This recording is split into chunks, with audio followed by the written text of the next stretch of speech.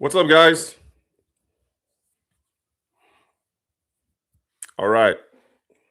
How you guys doing? Welcome, welcome, welcome. Where are you guys watching from? Post in the chat. Let me know where you're watching from, please. If you're watching for the first time, I'm based in Las Vegas, Nevada. Welcome, welcome. So, the travel ban and restrictions list.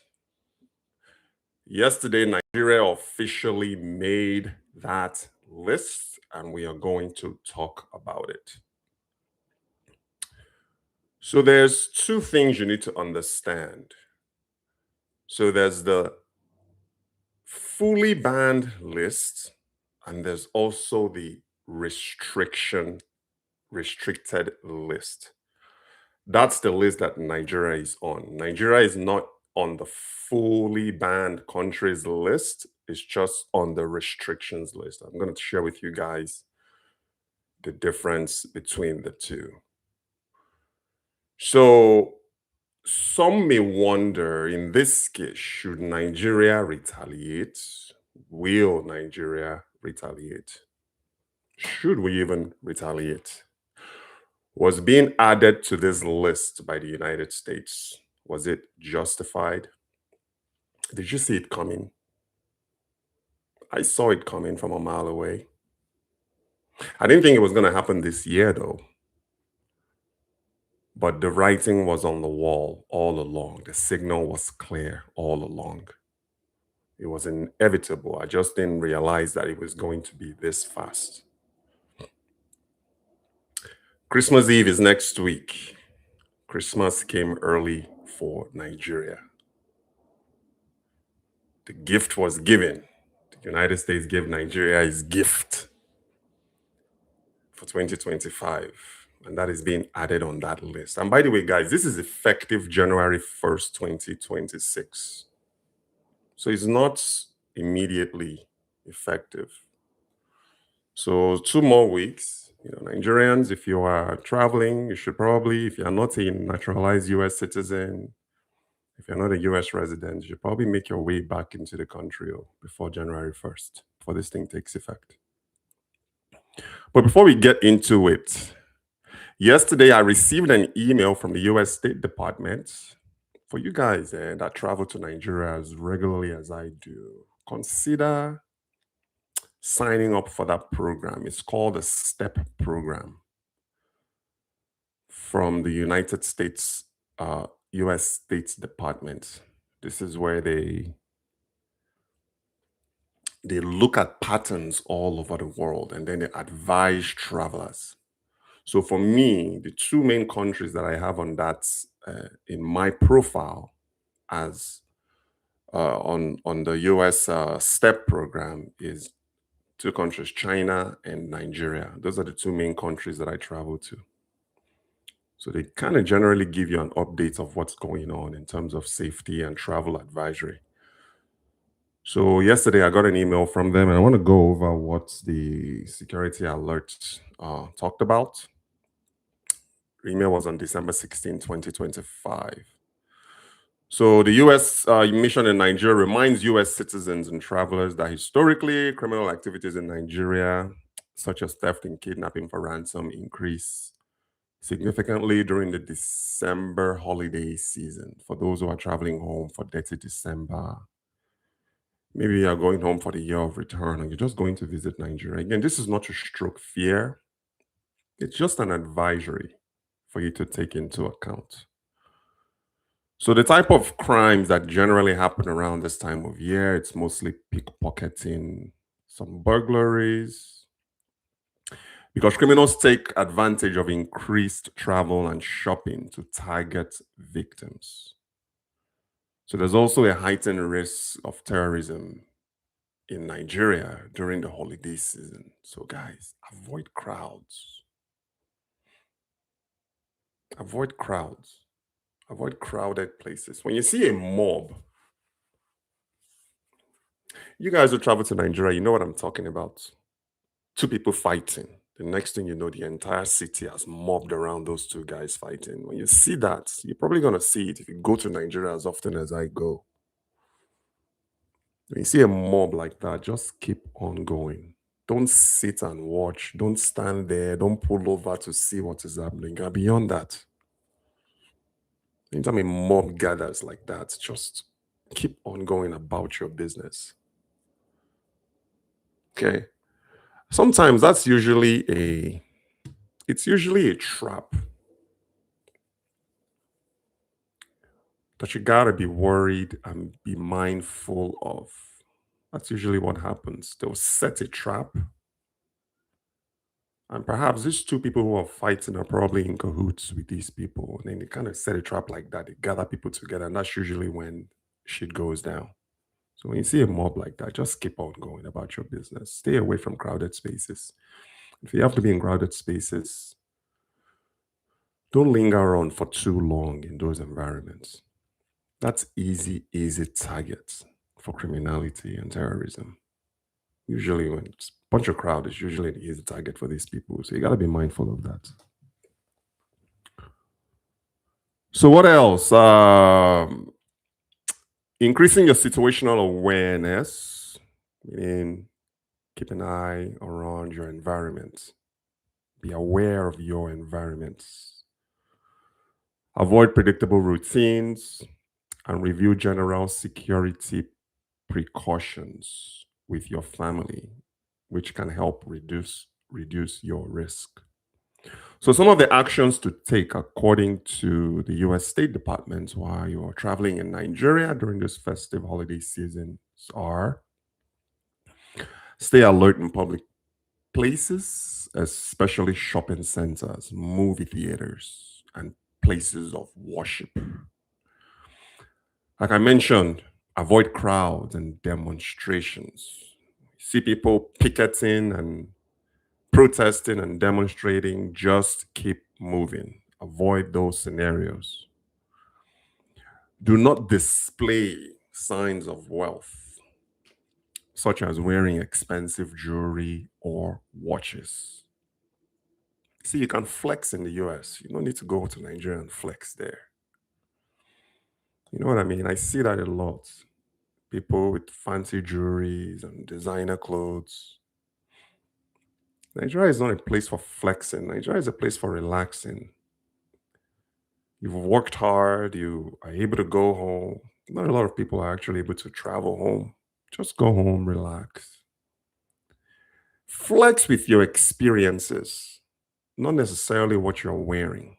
So that's what it means here. It's like you don't want to display a sign of wealth. I mean, obviously, you want to move with confidence. And some of you don't cower.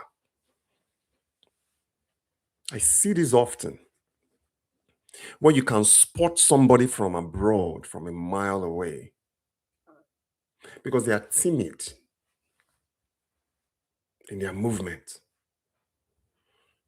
Super timid. You can kind of tell, like, oh man, they're afraid of something, they're scared of something. You kind of see them like that. Don't do that. Be confident. You're moving, stick that chest out, stick that chin up. Move as if you own the place. Move as if you live there. Nothing is going to happen. When you are walking around, you are timid up, you have your earrings and you're timid up while you're doing that, you might as well just stay in your hotel or stay in your house. You don't need to be out in the public because people read energy. That's usually when they prey on people, when they can sense that, that guy or that girl appears lost, or maybe they are not too sure of what they're doing.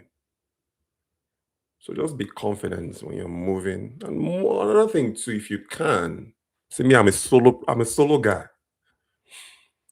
I don't need people around me, I don't need crowds.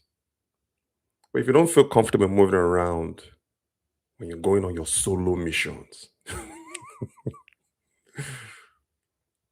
maybe you go with a group of people, you take a buddy with you take a friend with you. But me, when I'm in Nigeria, I'm just if my boyfriend is not around, I just roll solo. Get into my Uber, or not my Uber, into my boat, move to Balogun Market. I'm recording. Nigeria is my country. I'm not going to leave Nigeria and America and go to Nigeria and be timid in my environment. I move solo. I'm not looking for trouble. Nobody should look for my trouble. Otherwise, you collect. So always good to move in pairs if you can. Move with a group of people if you can. But by yourself, when you're alone, move confidently. Do not wear anything that you can afford to lose, meaning expensive wristwatches, expensive earrings. There's a lot of pickpocketing going on. It happened to my mom. Somebody actually slit my mom's purse with a knife or a razor. In Yaba, she was in Yaba, standing there with people. Someone literally went in and slit her purse, took all her belongings. And another thing too, and I've said this for you guys who follow me, stay away from public transportation if you're traveling to Nigeria. Don't get into any taxis unless it's a private taxi. Don't get into any public taxi or public bus. I know you want to experience the Nigerian lifestyle. You know, you enter inside the mall and you are rubbing shoulders with people. Hey, listen, you can do that. I think that's also a part of Nigerian culture that I think some people might want to experience. But just clutch your purses, clutch your wallet tight. Because you are not in the world. Believe it or not, Nigeria is relatively safe. Don't get me wrong. Nigeria is safe. I'm an advocate of that. But you just gotta be careful. Don't make any silly moves. Things you wouldn't do abroad. Just think when you are in a foreign country. Now I'm talking to tourists now. Enjoy. I mean, I travel internationally all the time. I've traveled to China, I've been to France. I move around internationally when I can. But I just always make sure that I keep my personal belongings close to the vest, meaning my little wallet or my little card wallet or what have you. I keep it in the front of my pocket. I keep my phone in the front of my pocket. I don't put anything in the back of my pockets. And I just move still, though, with confidence.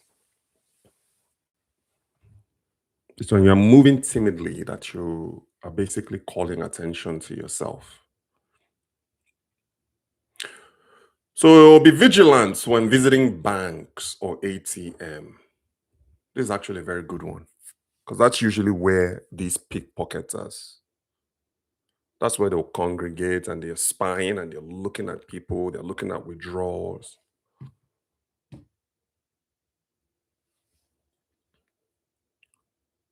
So just be vigilant when you're pulling money out. I love that Nigeria now is moving away from the cash system into the digital payments. I wouldn't want to go to a bank in Nigeria and withdraw 1 million naira or 2 million naira for what? Just hold a little bit of cash though. If you can get 20,000 naira out of the bank, 50,000 naira out of the bank, just hold a little bit of cash, but don't make sure that your payments, everything that you do, your transactions are all done digitally. It's very easy to transact in Nigeria today. If you have your debit card, or you can do a bank transfer where you transfer um, payments to someone else's bank account. The biggest issue with that, though, that I've at least that me I've noticed is sometimes the internet connection and the internet connectivity in Nigeria can be spotty sometimes. That's why it's good. You want to have three things: a little bit of cash. You want to have obviously your debit card linked to your bank account. I bank with EcoBank. For you guys who are wondering why you should bank, EcoBank is actually a top bank you should look into. Otherwise, there are other good banks out there like GT Bank and Zenith Bank is good as well. The legacy banks like First Bank, Union Bank, UBA.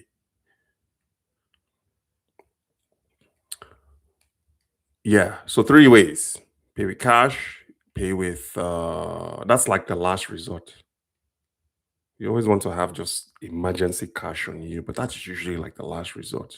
But for the most part, you can get away with just paying with your debit card and bank transfer when you're paying for things. So I talked about use caution when you're walking or driving at night. That whole driving at night thing, I probably wouldn't do it if I were you. Everything that you need to do in Nigeria, you can get them done during the daytime. Between 8 a.m. and 4 p.m., I'm usually done and wrapped up by 4 p.m., ready to go back home or go back to my hotel by. I generally like to be at home no later than before night's fall. I want to be safely and securely in my home or my hotel. But if you have to go out at night, if you're in Lagos or in other big cities like Abuja and Port Harcourt or you, if you have to go out at night, you are better off just calling Bolt or Uber or whichever other ride shares they have there. So you can be vigilant. Remember, it's a private ride. I don't know if they have an option there where you can ride with others. If they do, don't select that option. Take a private ride if you have to go out at night. But I don't know how ride share at nights works in Nigeria compared to the USA. If you know, let me know. Are drivers out there at 1 o'clock, 2 o'clock at night in Nigeria? Out here, nightclubs and night outs and the nightlife usually gets off around 2 in Las Vegas. You know, Las Vegas is a 24/7 economy, right? I can literally hail Lyft or I can schedule a Lyft to pick me up at my location at any time of the night. Is such a thing available in Nigeria? But the point is, if you have to go out at night in Nigeria, avoid driving. If you must go out, hire rideshare or a private taxi driver or a private driver with their own personal cars to take you to where you need to go. Do not drive at night. Do not physically resist. This one's actually very important. Do not physically resist any robbery attempt. Very, very important. The natural instinct is to fight back and secure. Don't let them have that wallet. Let them have that chain. Let them have that phone. These things are replaceable. If they are determined to take something from, just let them have it and just walk away. Don't resist, don't fight, don't pursue. That's like a huge no. You see, if they're running away, if they snatch something from you and they're running away, just let them go. Don't chase them. Very important. Familiarize yourself with emergency exits when entering buildings. Review your personal security plans. Always make sure that you are checking exits like doors. You know what I mean? It's called self-preservation. It's just gotta be. It's what earlier. It's like situational awareness skills. Just be aware of your situation when you walk into places that you're not familiar with. Familiar. Know your egress. Something were to happen. Okay, this is what I'm gonna do. And never, ever, ever sit at a restaurant with your back to the door. Ever. Anywhere you sit or you find yourself, make sure that the exit and the front door is within your view. Don't ever sit with your back facing the doors. Ever. Okay, so that's just travel advisory from the State Department. Now let's get into this this Niger in the US banned and restricted list. Let's get into it right now. So I want to share with you guys the Niger. I'm not going to talk about non-African nations because there are other nations out there that are on this list. The US basically went from 19 to 30, was it from 19 to 39 countries. Trump expanded that travel ban from 19 to 39 countries. This is the largest update yet. And the main reason is due to national security, vetting, and overstays as justification. That's what the United States or Donald Trump is using to justify this. These are countries on this banned and restricted list, restriction list. So remember, this new rule is effective January 1st, 2026. So let's look at the countries, the African countries that are on the full travel banned list. Keep in mind that some countries that were on the restricted list actually graduated to the full travel banned list. So the countries that are on the fully banned list, oh, these beautiful countries. It's a beauty. Burkina Faso, full banned, meaning they can't enter the US, period. If you live in these following countries I'm about to name, that means you can't enter the United States effective January 1st, 2026. So you have Burkina Faso on that list, full ban. There's another beauty. You have Mali. Then you have Niger. Some of you think it's Niger. It's not. It's not the country of Niger. It's Niger. So Nigeria has a state called Niger State. Same spelling, but the country of Niger is actually pronounced Niger, not Niger. So another name on that full banned African countries list is South Sudan is on that list as well. Okay. Sierra Leone was actually on the restricted countries, but they've now moved to the full banned list. So Sierra Leone joins Burkina Faso, Mali, Niger, and South Sudan on the full banned list. So what that full banned list practically means, no traveling in the US, maybe with the exception of diplomats, and you have existing visas and green card holders, dual citizens. If you are a dual, you see, if you're from these countries that I mentioned, Burkina Faso, Mali, Niger, South Sudan, and Sierra Leone, and you are a naturalized United States citizen, meaning you hold passports of these countries in addition to your US passport, and also you are a US resident, even though your home country is Mali, Burkina Faso, Niger, South Sudan, Sierra Leone, you can still go in and out of the country. This only applies to like fresh visas.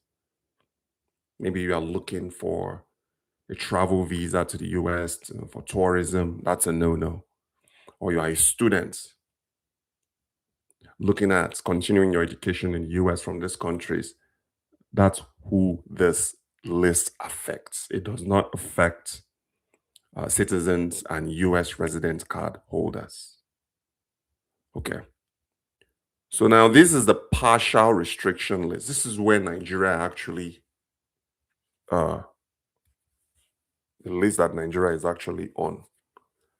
I hope nothing happens to where we move from this partial, because it's a lot easier for you to get off the partial restriction list than it is for the full ban restrictions list, full ban list.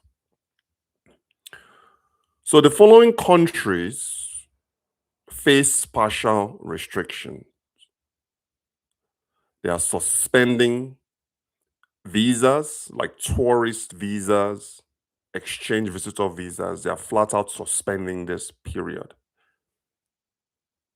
Just like I mentioned earlier, naturalized Nigerian citizens and US residence card, aka green card holders. This does not apply to you. You are already in.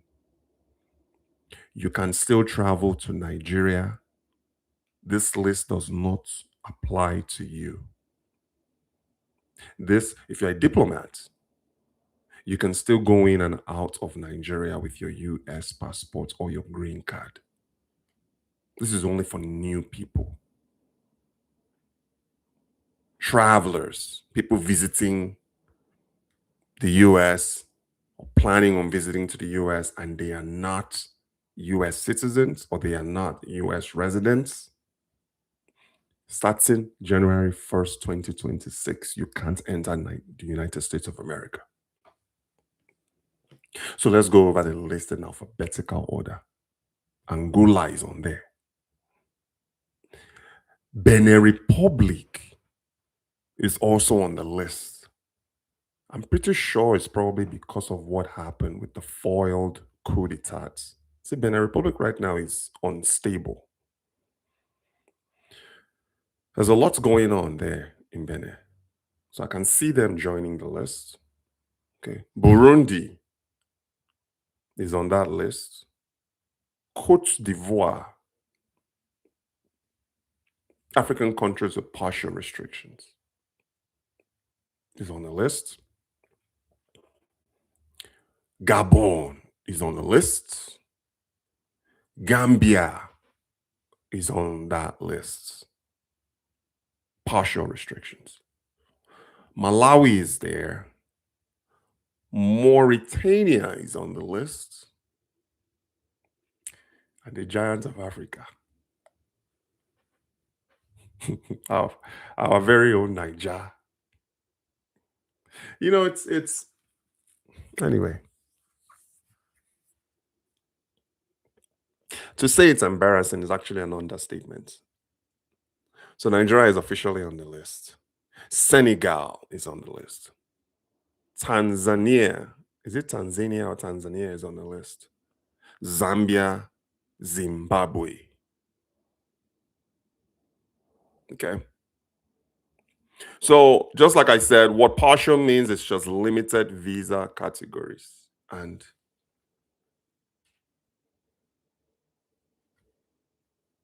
the question that I posed at the beginning of this, should Nigeria retaliate?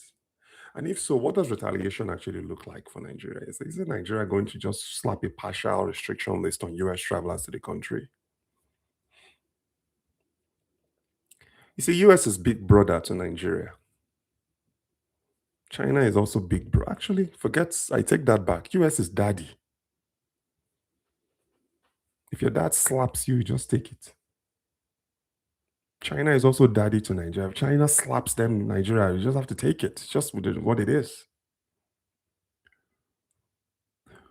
So I don't say Nigeria retaliates. I think, if anything, instead of buying into this, let's work with our. I would look at US is a strategic partner to Nigeria. How did we get on this list? It's the same way we can get off the list. You know what I mean? I think that those who don't really know foreign policy in Nigeria are going to be pushing for some sort of a retaliatory move from Nigeria's part. But Nigeria needs to remember economically that the majority of the remittances that flows into Nigeria flows from the USA. The majority of Nigeria's GDP is largely driven by US activities. You think it's China? China that we owe $8 billion. So we got to look at how we got on this list. Remember, we were not on this list before. We just got on December 16th, yesterday. I'm recording this December 17th. So the same way we got on this list is how we are going to get off of it. But I really think it's something that Nigeria needs to prioritize for 2026, though. I don't know how fast we can get off, but I think having a 12-month plan is not bad. Maybe by 2026, December 2026, we are off this goddamn list. Or maybe, you reach a fork on the road, you go left, meaning left to me is let's get off, see what we can do, work with our US counterparts to get off this list. Or you can go right to try and defy and be a tough guy and go from restricted to fully banned. See, I would probably say there are only three outcomes. One outcome is we stay on. See, that's an outcome. Nothing happens, we just stay on the list. Outcome number two is we get off. Outcome number three is that we graduate to fully banned. With everything that's going on right now in Nigeria, as far as economically, yes, Nigeria is not perfect, but Nigeria is also making moves.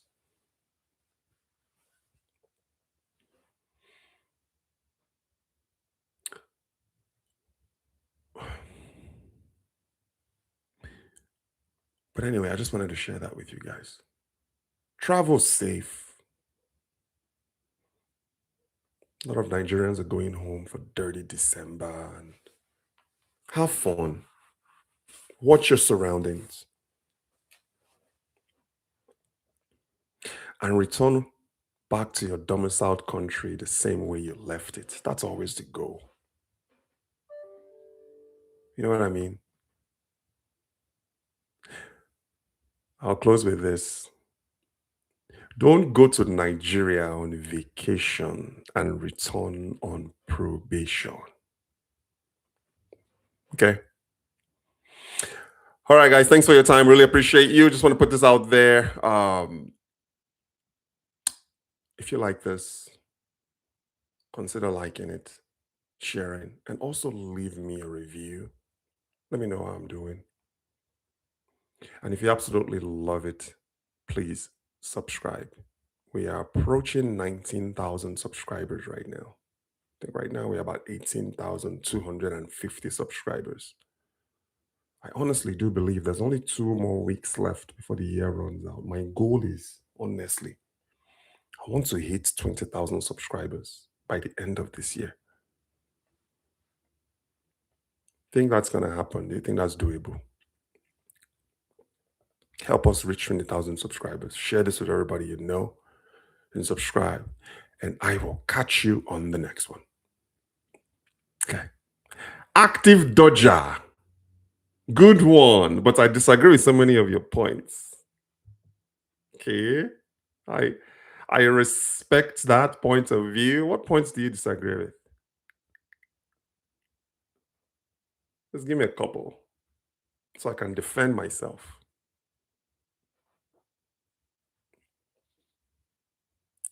Active Dodger disagrees with so many. That's the thing too. It's like I can understand if you say you disagree with maybe one or two. He said so many of my points.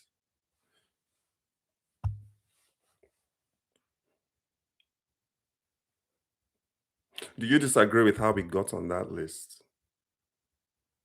I mean, can you really disagree with all of the insecurities that's happening in Nigeria right now? Remember, I'm also a huge defender of Nigeria.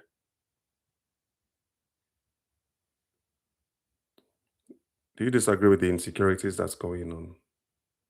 I know Trump went overboard when he categorized all of the quote unquote killings that's Christians being killed. You know, Muslims and Muslim brothers are also affected. People who are not religious are also affected. The economy of Nigeria is affected. The people of Nigeria as a whole is affected. Remember, Nigeria is not perfect. But I just feel like confidence is not there from Nigerians in Nigeria and also Nigerians in the diaspora. Our confidence is just not there about the country. That is what's keeping a lot of people away from Nigeria now. So we didn't get on this list by singing in the choir. We got on this list as a result of just patterns after patterns after patterns, certain behaviors, you know, something triggered. We went over the top. Something happened that forced the US's hand in adding Nigeria to this. Remember the thing too also is it's not we are not on the fully banned list. It's just partial restriction. You know, US is not Nigeria's daddy. Retaliation in crucial. Okay. Insecurity is partly to blame, but there is that nationalistic atmosphere in the US. Oh, good point. Thus, the large number of African countries look for the trends. Okay, so if you say US is not Nigeria's daddy, okay, we can agree to disagree on that. Retaliation, I personally think so, that US controls most of what's happening in the Nigerian economy right now. Some of the top companies in Nigeria are US companies. Some of the top purchasers of Nigerian products and services are based in the US. Nigeria relies on the US for military support. Nigeria relies on US's technologies to fight insurgency and crime. Nigeria relies on the US economy to grow the Nigerian economy. The only thing that Nigeria relies on China for is just the loans. So if that is not your daddy, I don't know what is. Or is the US Nigeria's buddy, Nigeria's friend, Nigeria's big brother? The Nigerian top guys have gone on record saying that the United States and Trump is on their necks and they have to ship up or ship out. That's your daddy. China, that Niger owes $8 billion, is Nigeria's daddy.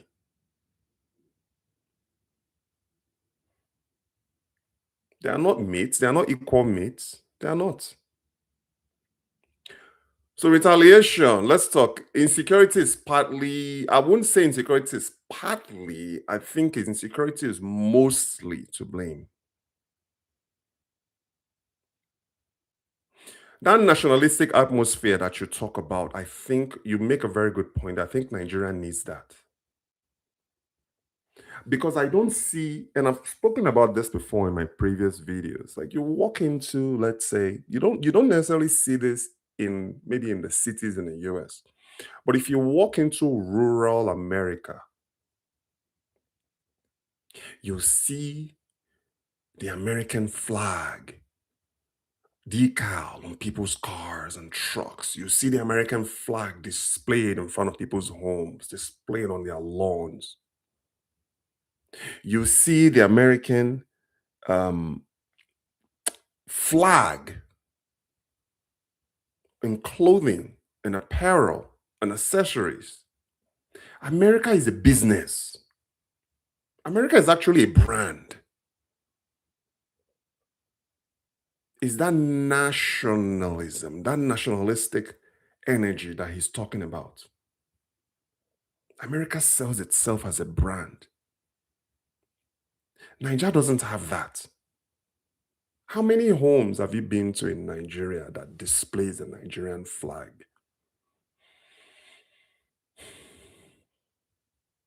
You see, I left Nigeria, I'm not gonna lie, I left Nigeria at 12.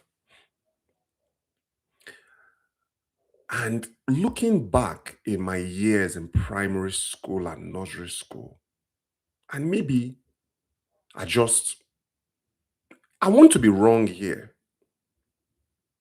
but I don't really recall a lot of Nigerian history being taught when I was in primary school and nursery school. I don't even know. See, I schooled in Lagos and I schooled in Akwa Ibom. I don't even know the history of Lagos State. I don't know the history of Akwa Ibom State, but I know the history of Texas. Because when I came to the United States at the age of 12, every state that a child is educated in, part of their curriculum is the history of that state. And then they teach you US history. Like in my case, when I came to the US, I came through Texas. So they taught us Texas history. They taught us about the Civil War. And then US history is just ingrained in you. You look at I mean, it's in the US media. There are movies about the US history. It's documentaries about the US history. There are movies about Texas history, documentaries about Texas history. How many movies about Nigerian history are there? How many movies or literature about Nigerian history are there? Listen, I have a 7-year-old daughter and a 4-year-old. My second daughter is turning 4 in 2 weeks, December 30th. I have been looking for Nigerian literature for my girls and I can't find it. See, I grew up on Ifeanyi and Obi. That book, Ifeanyi and Obi, is nowhere to be found on Amazon. It's nowhere to be found anywhere in the US market. So what did I do? I reached out to the publisher of Ifeanyi Obi in Nigeria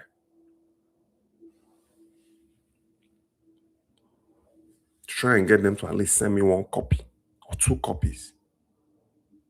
So my daughters can start reading about Nigeria. Yes, it's folklore though.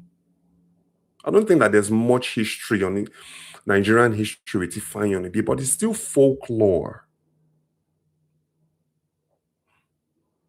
See, is that nationalism? Where is it in Nigeria? The majority of my audience who are based in the diaspora, how many of you can truly say that you know the history of Nigeria? When was Nigeria created? How was Nigeria created? I actually have to force myself to read Wikipedia.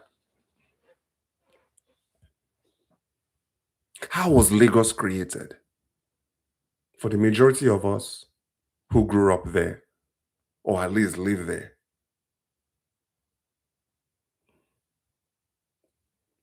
what happened to our history? Maybe that is why Nigeria suffers today. Because for you to know where you are going, you got to know where you've been.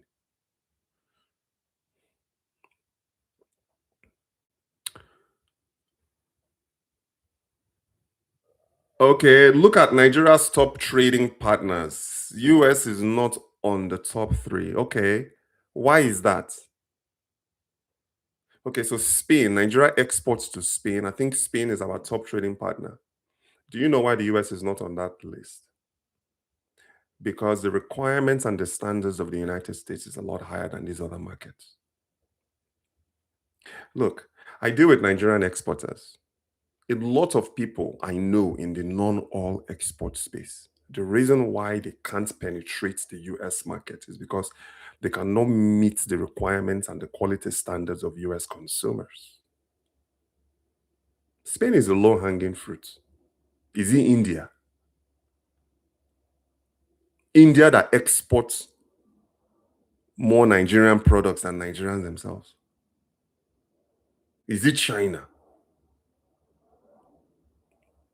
These markets that you are talking about are the top trading partners of Nigeria. How much are they injected into the Nigerian economy? Peanuts. You see, they can't hold a candle to the US's purchasing power. So what do we do? Instead of us, this is what happens. Spain will go buy something from Nigeria, take it to Spain, rebrand it as made in Spain, and then sell it to the United States. Is what these other countries are doing. Nigeria doesn't really know the value of what we have. So those markets are those so-called trading partners. What is the annual GDP of Spain, India, China? US's GDP is $30 trillion a year. The global GDP in the world is about 100 trillion. The United States market alone, one single country with 300 million people, accounts for a third of global GDP. What's it- Spain is the nothing. Look, follow the money. They'll tell you follow the money. Basic economics. The largest and the largest employer, private employer in Nigeria right now is Dangote. Do you think the Nigerian government is an employer? How much is a Nigerian is a government official making in Nigeria, a low-level government official? They're 80,000 naira so they make a month. Follow the money. Dangote is the largest employer, private sector employer in Nigeria, bar none, maybe even the richest company in Nigeria. Who else? Guess who Dangote's number one customer is? The United States. Not Spain, not India, not China, not the UK, the USA. And guess why Dangote was able to win in that category? Because he makes best in class products. He understands US consumers' expectations. He said Dangote is a quality guy. The guy just kind of reminds me of Steve Jobs and Elon Musk. He makes quality products for the US consumer base. I guarantee you, the fuel that I buy for my truck here in the US is probably from Nigeria, refined.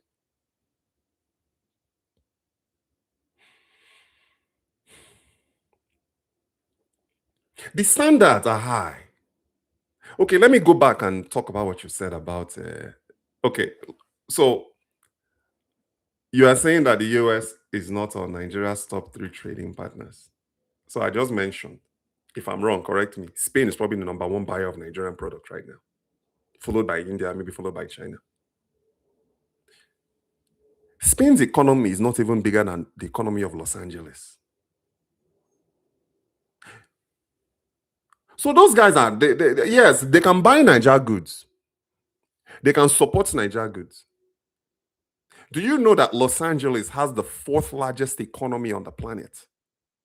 Can Spain economy touch LA's economy? Those guys are low-hanging fruit guys now. Because Nigeria will rather deal with the low-hanging fruit than to actually embrace what the world wants. Quality.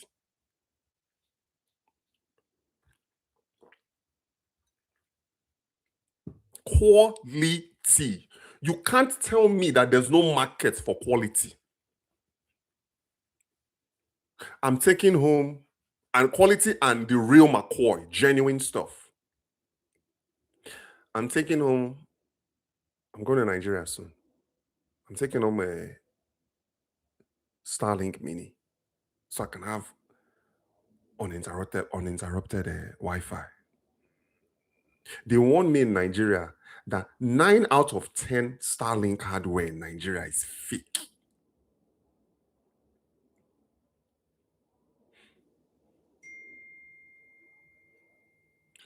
So those guys, you see, they are, what do they call it? They are not dime pieces now. The US is a dime piece market. If the US's quality expectation is a 10, Spain is maybe 2 or 3. Just give us, we'll buy whatever. That's how you can say Nigeria is trading with them, because the standards are just not there. Try exporting from Nigeria. You know what I'm talking about. Inconsistencies everywhere. Not just quality inconsistencies, packaging inconsistencies, product inconsistencies. Do you think that will fly in the US market? The number one consumer market in the world. If you have not penetrated the American customer, American consumer, you don't have a business. You don't have an economy. That's why Nigeria cannot retaliate. Nigeria can't do this list that they are on. They can't do anything. What are you going to do? Retaliate against the US? Imagine what will happen if the US just embargoes Nigeria, just stops. Nigeria will collapse. $20 billion sent to Nigeria every year by the Nigerian diasporas. Majority of them are in the United States. If the United States just says, okay, no more.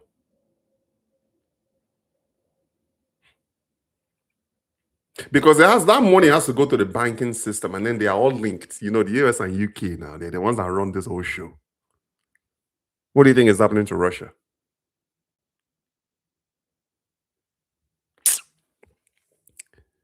We learn these things in school.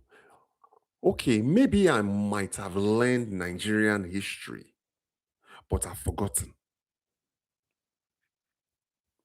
I may have learned Nigerian history when I was in primary school because I was 11 going on 12. So what primary was that? Primary 6?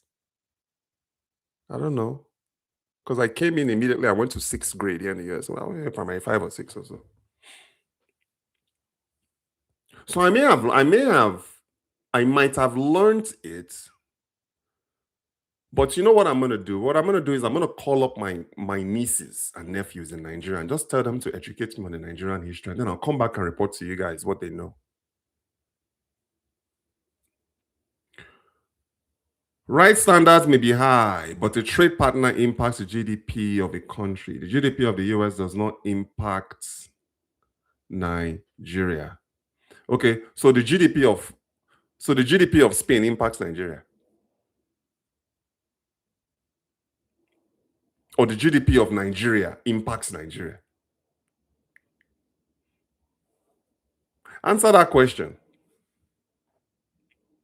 Look, for a country's GDP to grow, they have to export and trade with the world. You can't export something if you don't have a buyer now. We all can agree that Nigeria is not an exporter. Remove oil. We all know that Nigeria has clean, healthy, sweet, clean oil compared to like Venezuela that has like dirty oil. There's only one state in the world that can refine Venezuela oil, and that's some oil refinery in Houston, Texas. Because Venezuela oil is just dirty. People always think, Venezuela has a large deposit of oil. They have a large deposit of dirty oil, bordering on refinable. But Nigeria has some of the cleanest, sweetest crude oil in the world. Guess who the number one buyer is now? The United States buys more Nigeria oil than any other country in the world. The United States buys more Nigeria crude oil than any other country in the world. The United States buys more Nigeria refined petroleum, PMS, than any other country in the world. Does that not affect the GDP of Nigeria? So why does the United States buy Nigerian crude oil? Because of quality. Why does the United States buy Nigerian petroleum from Dangote? Because of quality. Remove oil. What else now can Nigeria compete in? Non-oil, in terms of quality.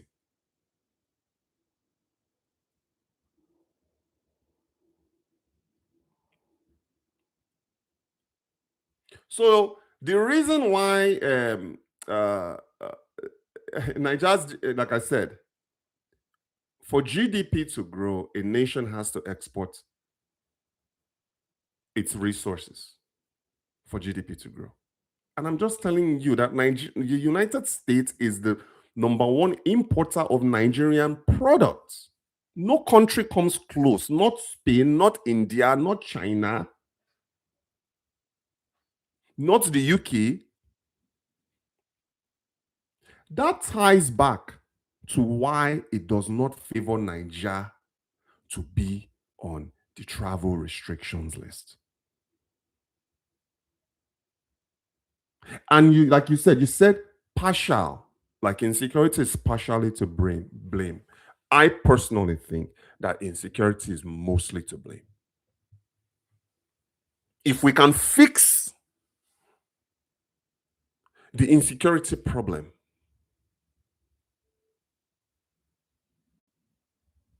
and if we also can fix corruption, nobody, no African nation in the world can hold a candle to Nigeria if we fix those two things. People think that Nigeria, let me tell you, Nigeria, nothing is wrong with Nigeria other than just corruption and insecurity.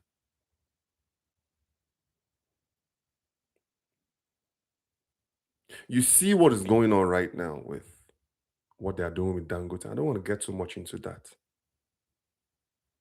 It's corruption is what is actually getting in the way. Now they are saying that Dangote's money is not clean, that Dangote has dirty money.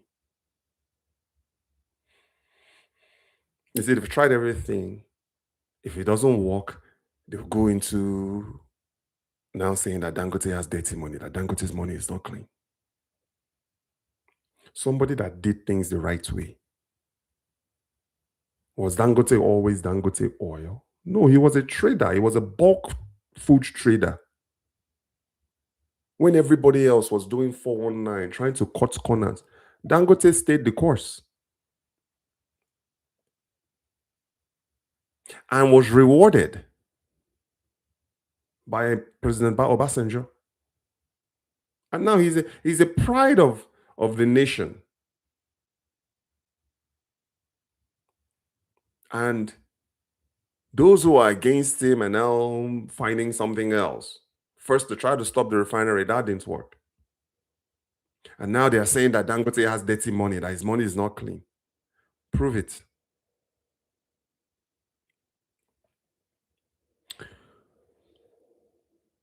Okay. Chemtrex 0072. Bonnie Light Nigeria. Venezuela oil isn't necessarily dirty. It's a low grade oil and does require lighter and hydrocarbons. NEFA and C4 to blend to keep it within 38 to 39. Nigeria is a nasty place, my bro. Dangote's story is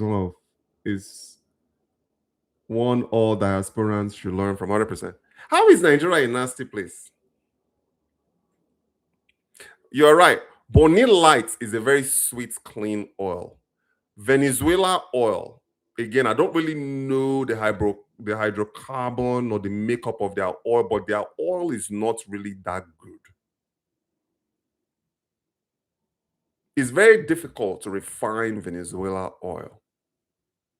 In the entire United States, only one refinery in Houston can actually refine Venezuela oil. There's something wrong with that, with their oil deposits in Venezuela. They have the largest in the world, but it's not as clean as like Saudi. They have more deposits than Saudi Arabia, but Saudi Arabia has clean oil. You see, it's not the quantity, right? They always say, focus on the quality. Quality trumps quantity all day long. Dangote, for sure. Everybody, Dangote should be a case study in colleges all over Nigeria, if they have that. It should be celebrated. It should be a case study for Nigerian entrepreneurship. How somebody can start with a loan of $3,000. That was how much Dangote started with. In the 70s, from his uncle, he got a loan for $3,000. I laugh when all you entrepreneurs, at least the majority of you entrepreneurs, you're running to banks. You are saying that you need $10 million to start a business, or you need $1 million. dollars to start a business. There's this saying in the US, if you can't manage a nickel, you can't manage a dollar.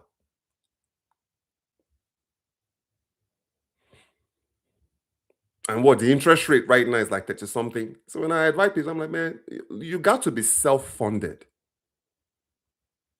Learn how to grow. I had this conversation with someone the other day. It takes skills to turn 100 naira to 200 naira. Do you think it just happens? Do you just think that 100 naira is just going to magically turn to 200 naira? It takes skills and discipline to be able to grow an investment.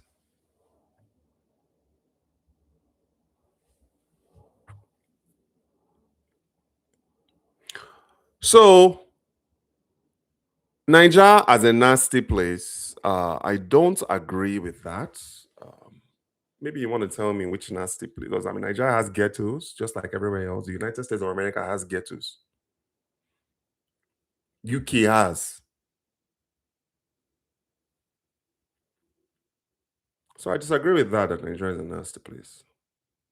It's actually, have you, if you've, I don't know, Chemtrex. When was the last time you went to Nigeria? When was the last time?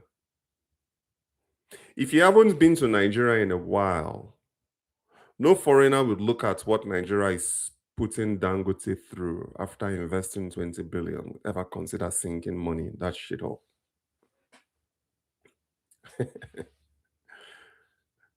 Look, Dangote is actually courting a lot of US companies right now. They are partners with him. You see, you are looking.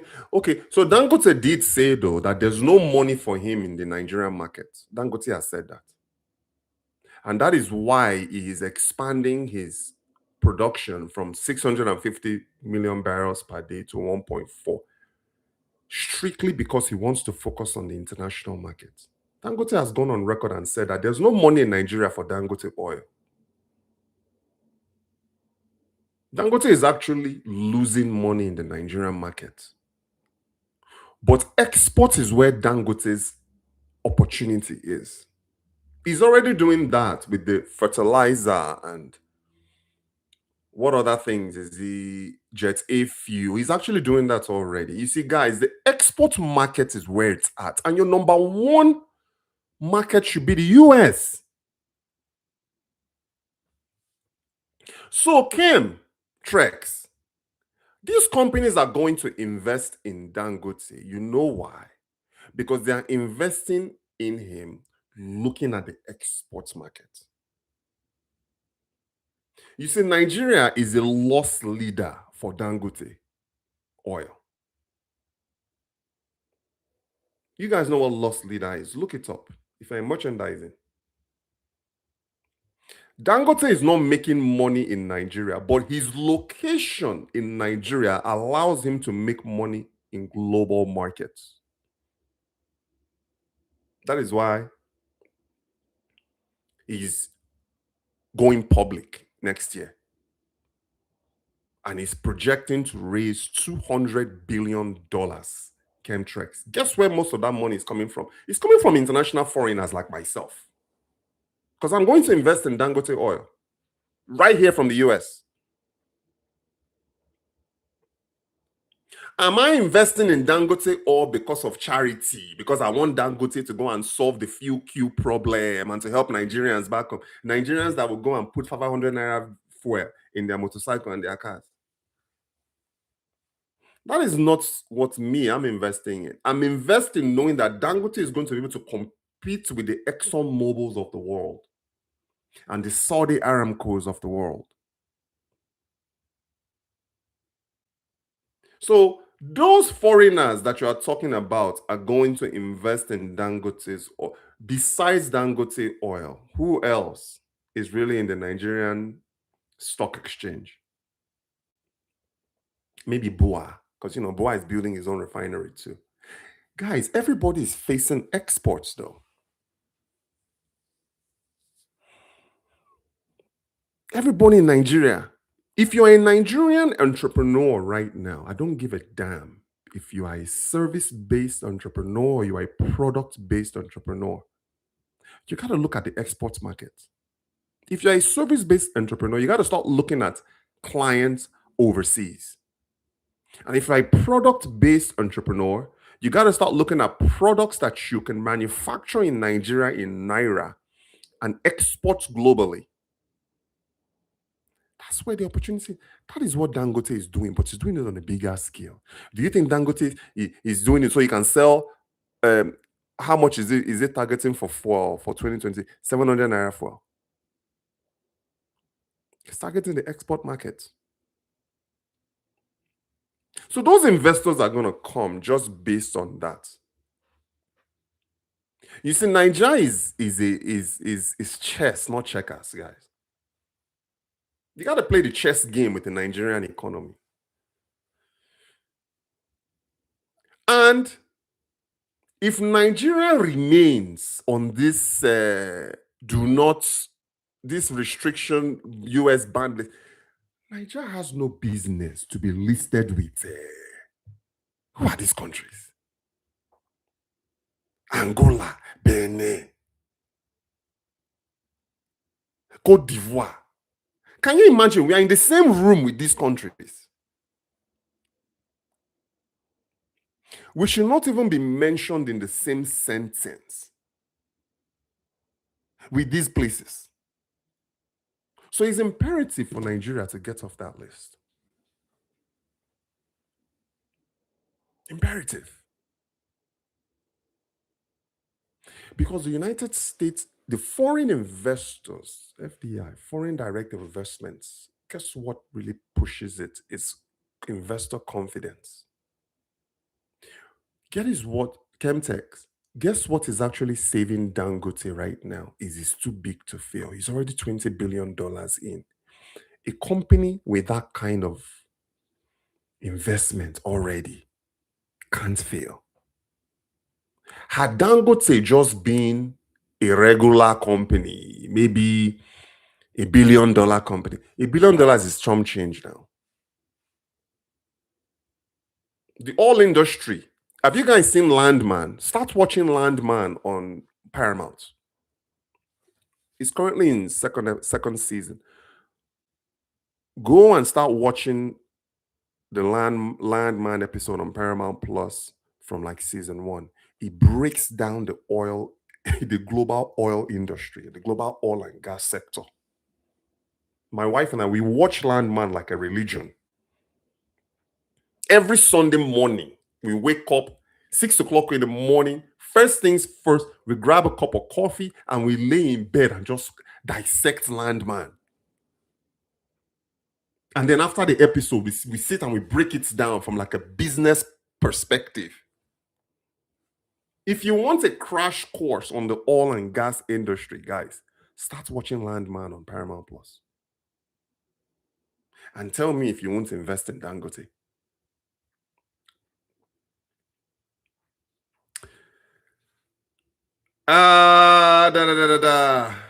Not nasty as in potholes and infrastructure. Not nasty as in potholes and infrastructure. The roads are getting better. I mean, okay, what nasty are you talking about?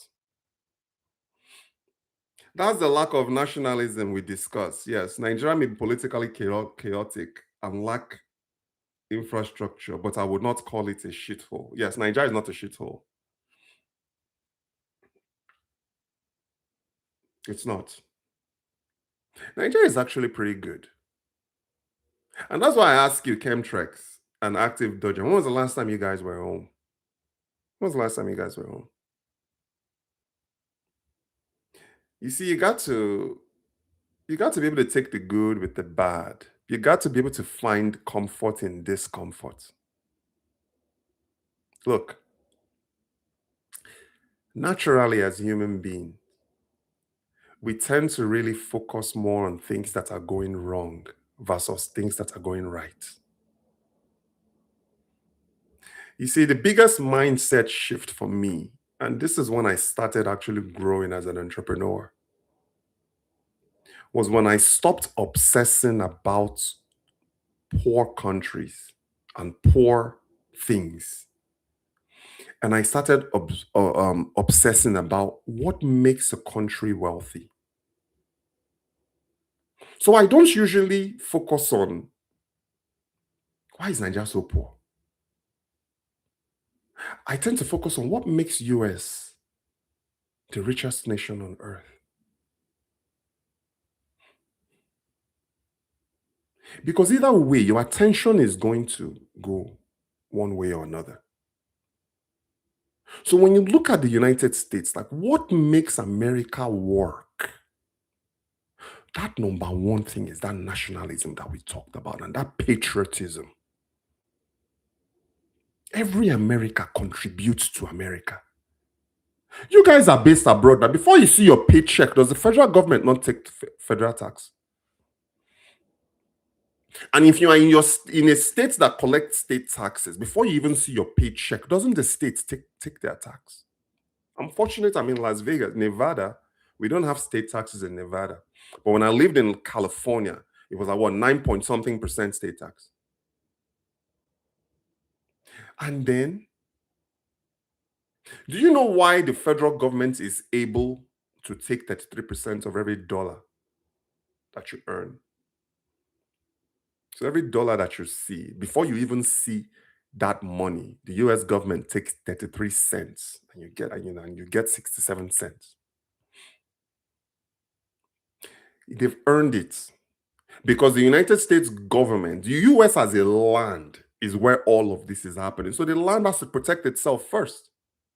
That is why the United States is big on creating an enabling environment for entrepreneurs to come and thrive.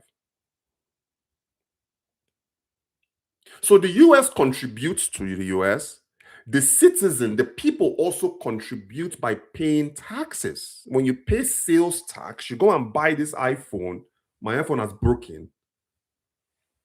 You pay sales tax. Every time that you pump fuel into your car, gas right now is $3.65 a gallon in Vegas. A percentage of that goes into what is called a highway trust fund, which the government uses to pave the roads that we enjoy.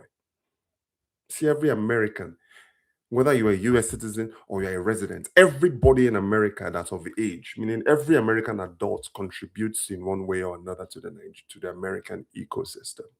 See, we don't have that in Nigeria. Because only about 19 to 20% of Nigerians actually pay taxes. Every Nigerian needs to be a contributor. And that is what we try to do on this community of ours is. Like I said, we all Nigeria. Listen, I'm a critic of Niger, but I'm also an evangelist of Niger.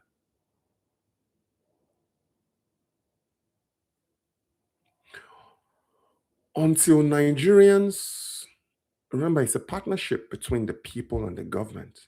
No government can work without the people. And an advanced nation like America, the people can't work without government interference. And I know a lot of Americans are like, governments to interfere. What do you think Social Security is? That's government interference. Veterans, VA benefits, that's government interference. Hard homes, that's government interference. That's government programs. Welfare, these are government programs. Nigeria can't even pay pension. Retired military personnel in Nigeria are not getting paid their pension. Retired civil servants are not getting paid their pension.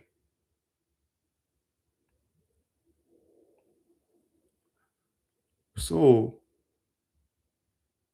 remember, it's a partnership between the people and the government. But the people wield more power because it's the people that elect the government officials.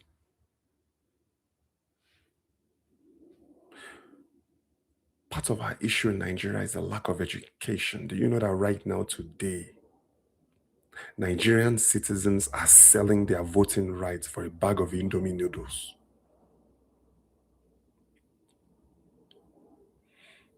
Don't you know? Your voting right to elect your leader, you will give it up because somebody promises you a bag of rice.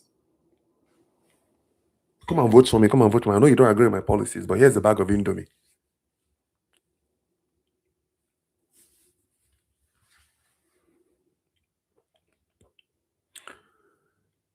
Okay.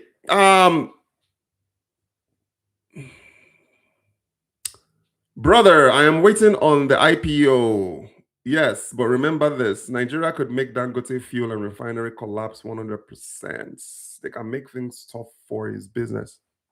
Listen, I'm glad you are. The IPO is projected to launch by Q4 of next year. Dangote, I'm actually following him.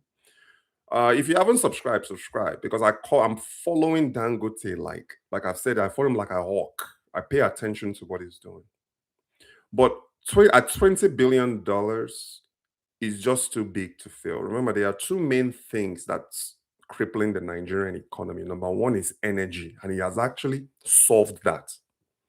Because Dangote does not depend on the Nigerian national grid. He has his own grid. The only other thing that I can see as a major roadblock would be policies, changing policies. Nigeria doesn't really have consistency in government policies. But with a company that's a national and global pride, like 20 billion, I think everybody that comes in from, let's say, Tinubu. So you got to think about this.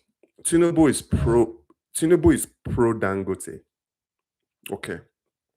So Dangote has 6 more years to establish its roots, to fully, truly establish before Tinubu leaves office. Because Tinubu is going to do 8 years. Let's not kid ourselves. He's going to do 8 years.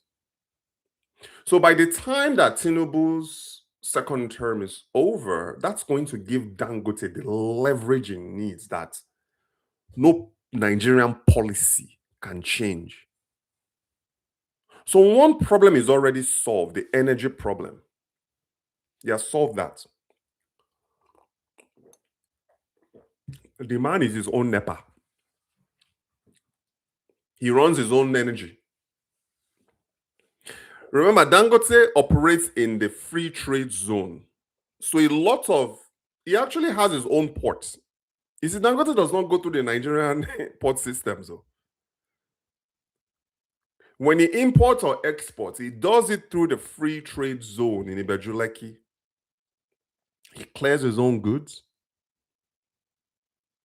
If he's subjected to taxes, it's not as high as, let's say, a normal importer like me.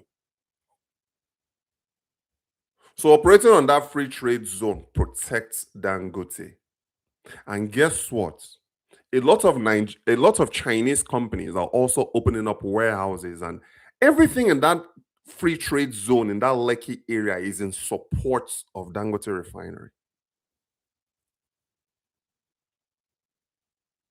So if you are thinking about, it's a great place for you to have a shop because you are in Chinese companies. A lot of American investors are building businesses in that free trade zone area of Ibejuleki to support Dangote or refinery. Put it this way.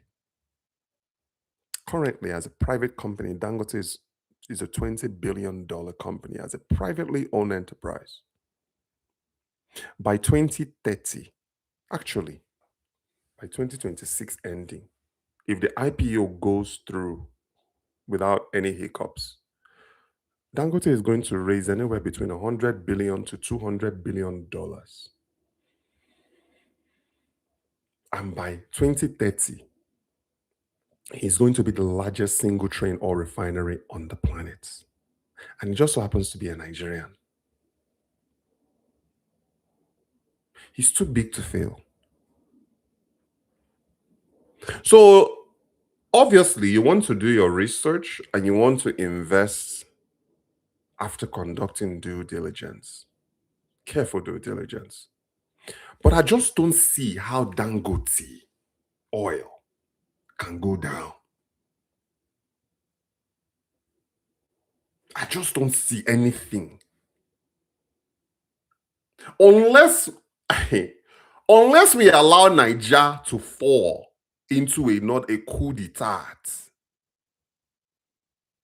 But then the US is going to come and stop it now. Because a lot of US companies are, you see, US interest. Even Dangote said it. He said, listen, all you guys that are talking about Trump, Trump, Trump. Trump is Nigeria's number one supplier.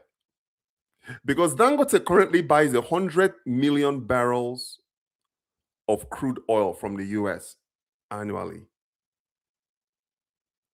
And by when it goes public in 2026, he plans to double that from 100 billion barrels per day annually. That means that's what he buys from the US to 200 billion barrels annually. Do you think the United States and its allies is going to allow Niger to fall? Why do you think Nigeria sprung into action when the Benin Republic coup attempt happened? It's just too close to home.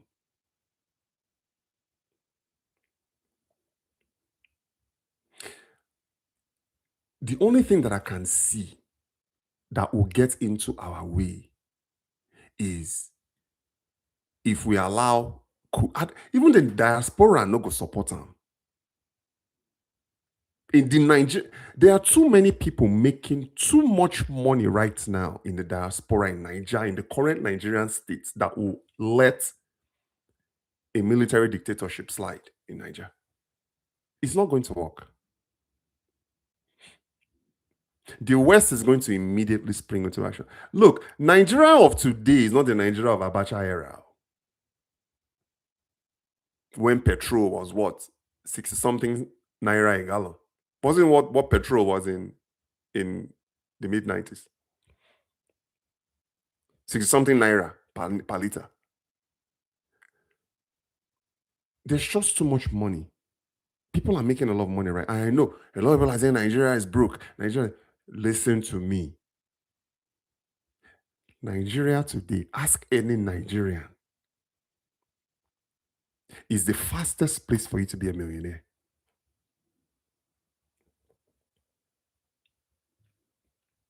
Do you know that? So I don't see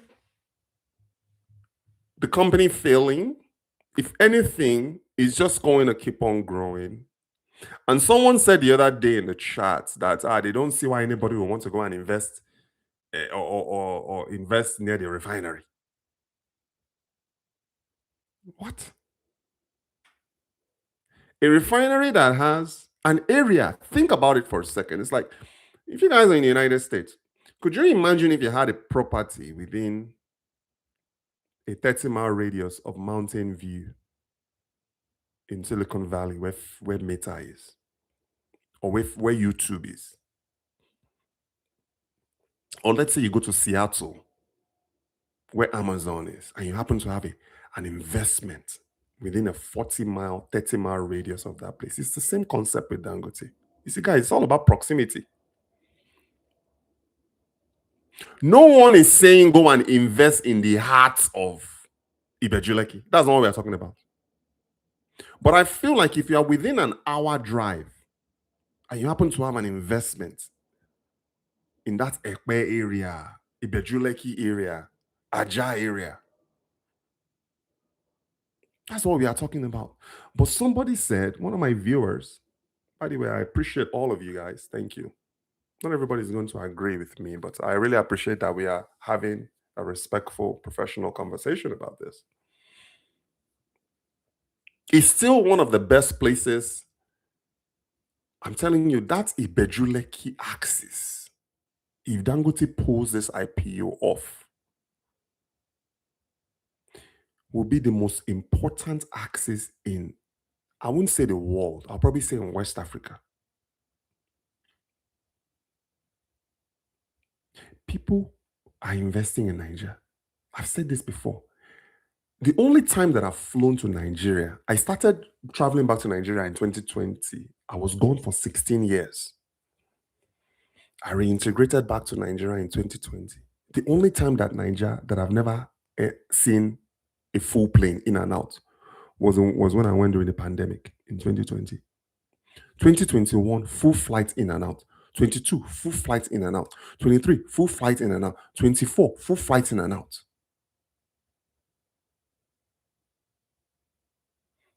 Of Nigeria. What does that tell you?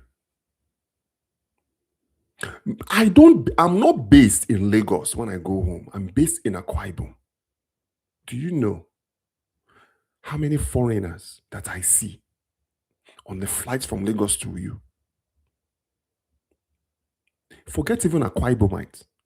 There are a lot of Yorubas who are living in Lagos with projects in Akwa Ibom. A lot of Igbo people who live in Igbo land with projects in Akwa Ibom. So you can choose to look at what's not working versus what is working. I'm not saying that you shouldn't pay attention or you should not. Don't be tone deaf. Don't be tone deaf. That's irresponsible.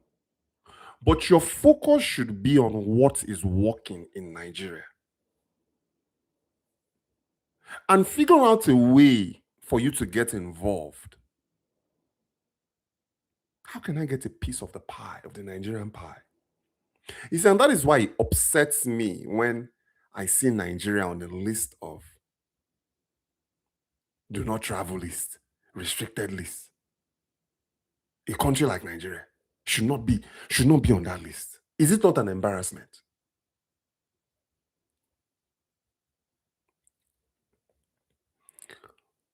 Guys, figure out what you can do. Eh? Don't look at all this stuff that people are saying, all this negative stuff. Find out what is working. Nigeria is working for a reason. If Nigeria was not working, Dangote won't be there. If Nigeria is not working, the entire world won't be looking at the current IPO that's happening next year. You see, that's the beautiful thing about indexing. For those who are in securities, you know what I'm talking about. I'm not talking about like Gatesman security. I'm talking about like index funds and stocks. You can become an investor of Dangote while sitting in the United States.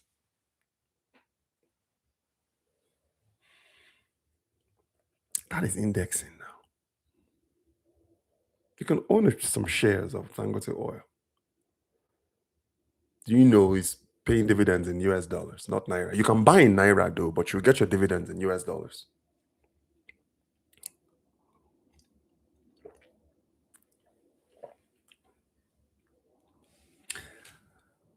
Okay. Enjoyed your stream. Subscribe. Thank you, Active Dodger. I appreciate that, brother.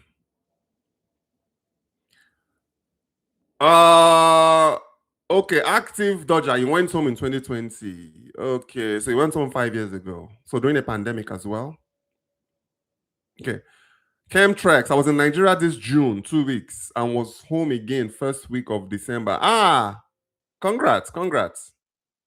So you just got back then. What takes you home, Kentex, if you don't mind me asking? Do you go for business or do you go for pleasure or both? Nigeria is not ready to attract foreign investments, period. I went home to shield my money investments in prepping for the new tax laws in 2026. Guess what? The plane was packed with folks that were traveling for the same reason. It felt like we planned the trip. That's awesome. Q1 2026, they will feel the impact. Watch and see. I don't think Tinubu is pro Dangote. That's very inaccurate. Don't you know that Dangote oil was actually birthed during Tinubu's time as governor of Lagos? Tinubu is pro Dangote. Is he anti Dangote? Or is he just what? Indifferent? Remember, Tinubu was the governor of Lagos. He assisted Dangote. Tinubu and Obasanjo are really the two main people that really helped Dangote out. But all credit, though, has to go to Obasanjo. He was the one that really took Dangote to a whole different level. Tinubu was the one, Obasanjo was the one who made Dangote a billionaire. I think Tinubu supports Dangote. You haven't really seen Tinubu attacking Dangote like that. Like, let's say, for instance, you see Donald Trump fighting with Elon Musk, right? I have never ever seen Tinubu talk negatively about Dangote. He may not go on record and speak positively about him because he has to be neutral, but he doesn't speak ill will of Dangote at all. Nigeria's presidency is like a monarch, absolute power to turn things around. Dangote is playing very safe around Tinubu. Again, it was a foreigner that mediated between Dangote and Tinubu. How shameful. I can agree that Nigerian power is still largely centralized, and that's part of the issue that we have in that country. We need to decentralize the power structure of Nigeria. The power structure, like I said, it's super centralized. Two, there's only a few people out there. They hold too much power. We need to decentralize. That's what makes the United States government or system work so much. Is power is decentralized. Nobody has absolute power in the US. Even Trump doesn't have absolute power. If Trump does something, the judicial system can get involved. The legislation can get involved. But you can say that Tinubu indirectly has absolute power, but he doesn't really wield it like that. Tinubu can shut your lights off at any given time, but he doesn't work that way in the US. Why do you think Dangote would be playing very safe around Tinubu? Remember, Dangote's success is Nigeria's success, and Nigeria's success is Tinubu's success. That's what's going to get Tinubu re-elected. Because the election is coming up, right? What Tinubu is going to do is he's just going to have to go sit in front of the Nigerian people, both back home and in Nigeria, and start talking about his successes and his results. Because all Nigerian people care about his results. What are your results? You want us to vote for you again and re-elect you. Show us what you've done since you came into office in 2023. You see, now it's about showing the people what you've done. It's not talking anymore.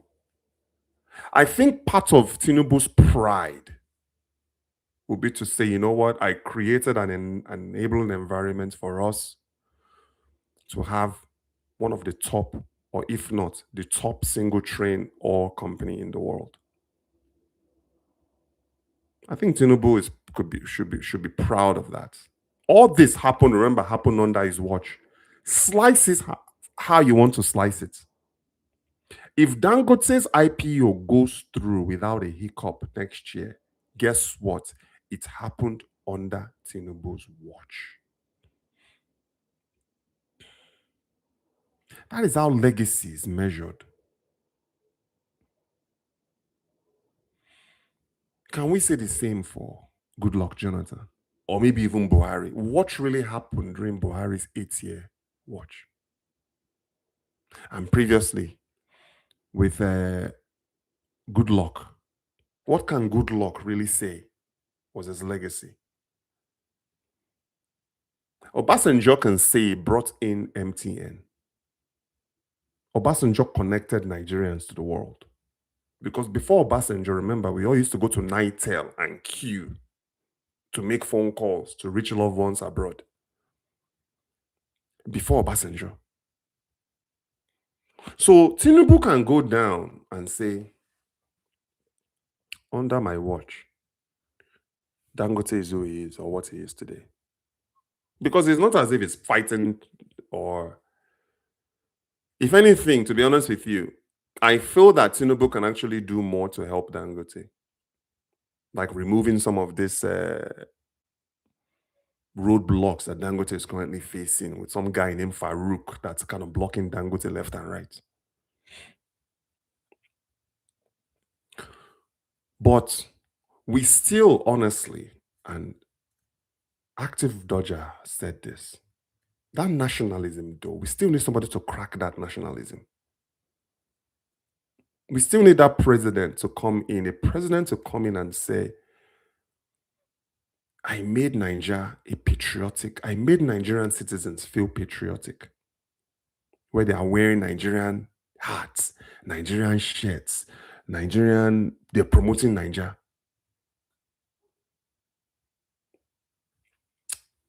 When was the last time you felt that?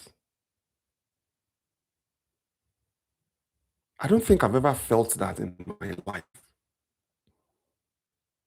I mean, I suppose I lied. I mean, I can say I'm a Nigerian nationalism because I promote Nigeria and I advance Nigerian entrepreneurship. And I also defend Nigeria abroad. So I can say that I'm a nationalist. But how many other Nigerians can actually say so? If you were to poll 10 Nigerians right now, maybe Nigerians in the diaspora I can probably say maybe a good 70% of them, 7 out of 10 Nigerians abroad will probably say they love Niger. Maybe just because of our environment. We are not seeing the day-to-day activities. But then, if I were wealthy, Elon Musk wealthy, Bill Gates wealthy, do you think I'll be in America? I'll be back home in Nigeria. Told you guys before, my dad wrote a letter in 1990 and said those words.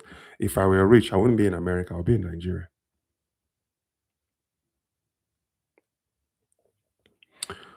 So what else?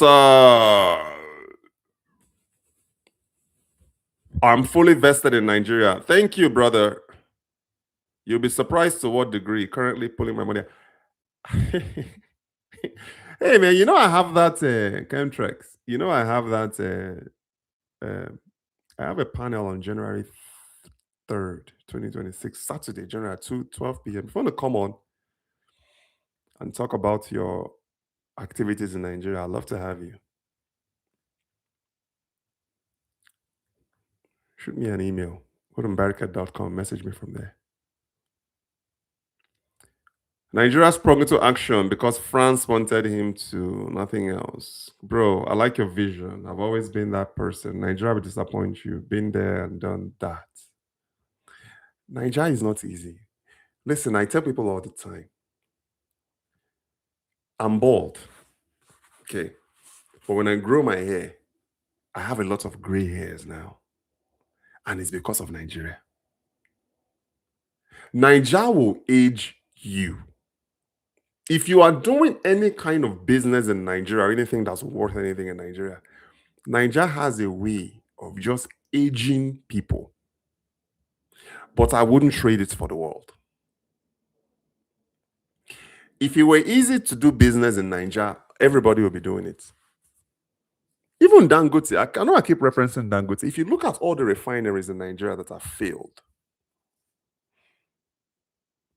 name one functioning refinery in Nigeria. Oh, is the refinery, is it working?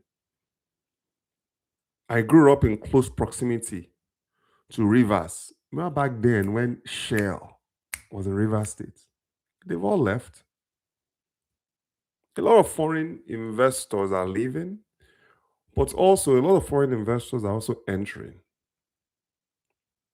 Nigeria will always be a high risk, high reward environment to do business. When I started doing business in Nigeria in 2020, people actually advised me against, but I'm glad I followed my instincts. And just with discipline and focus and knowing what I want and knowing my product and knowing my market. That's the thing, guys. You got to know your market. I only deal with US Nigeria corridor. So for me, business has been great.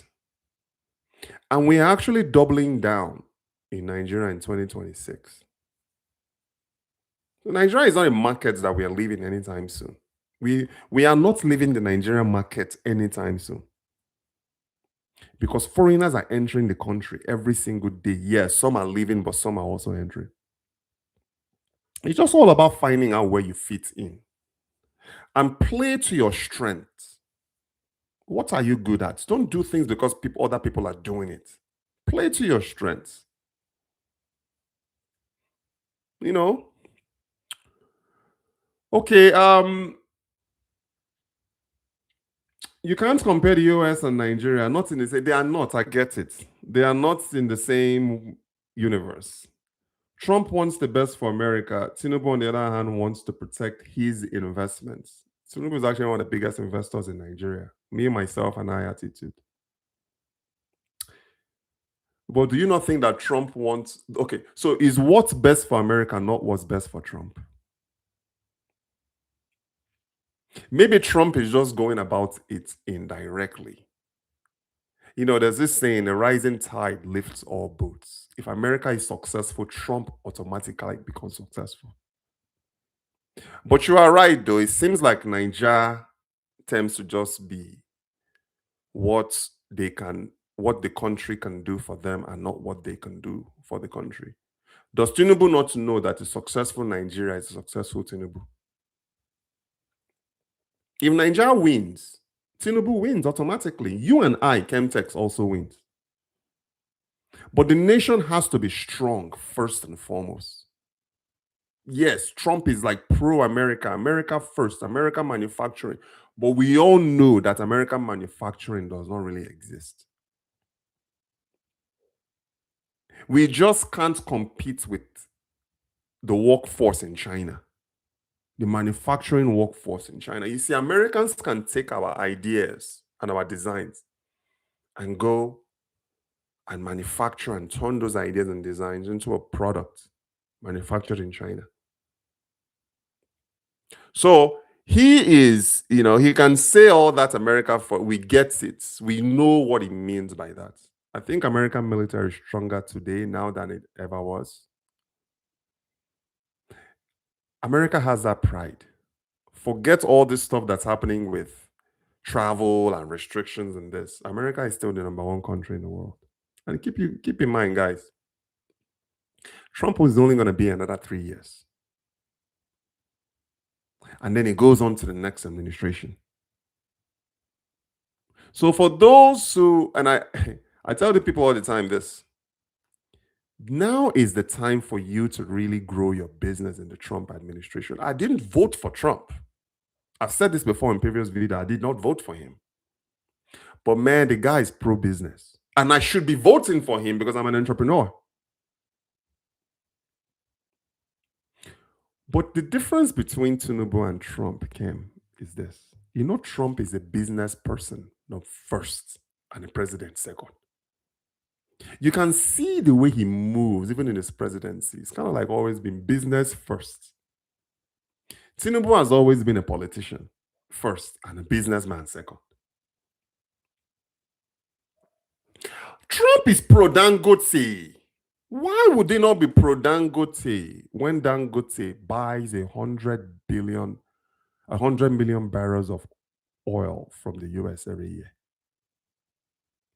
Projected to be 200 billion of crude oil. Do the math. How much is a barrel of oil right now? Let me check.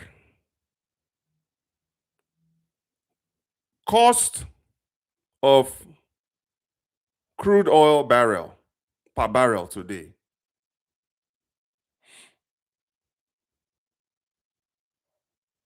It's saying here $56. Hold on. Let me check again. Okay, so right now, Brent crude, WTI is 57. Brent is 61. I think Nigeria is Brent, right? Nigeria is Brent oil, Brent crude oil.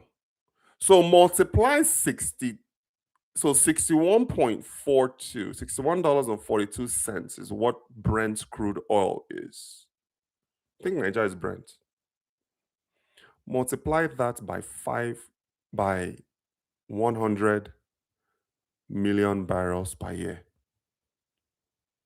That is how much Dangote spends every single year in buying crude oil from the US.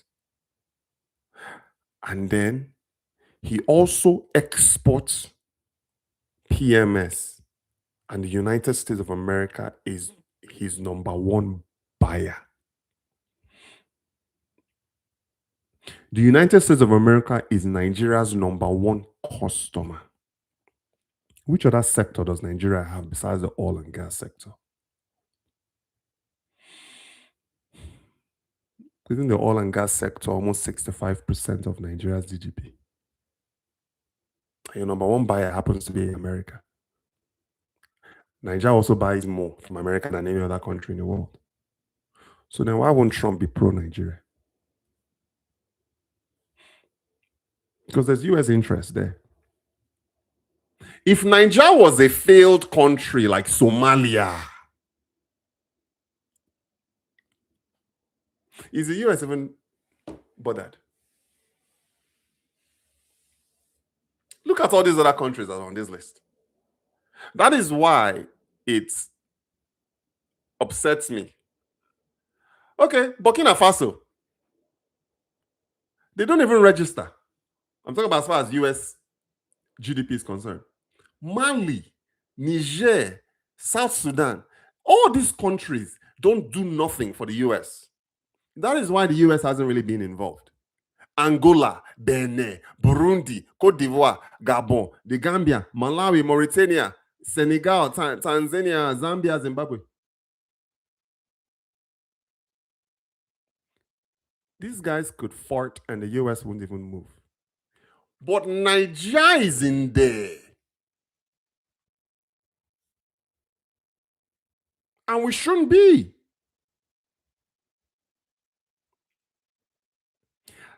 If that is not a problem to you, me, I don't know what you are thinking.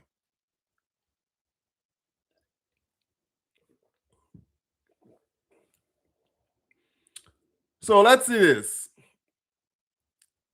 Yes, we know we can't compare Nigeria and US. They are not in the same universe. I get that.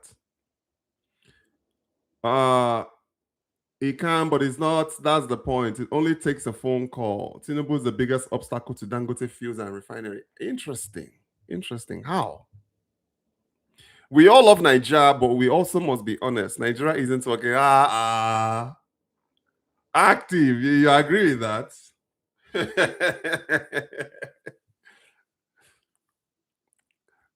Listen, to each their own. Nigeria is working for me. Oh.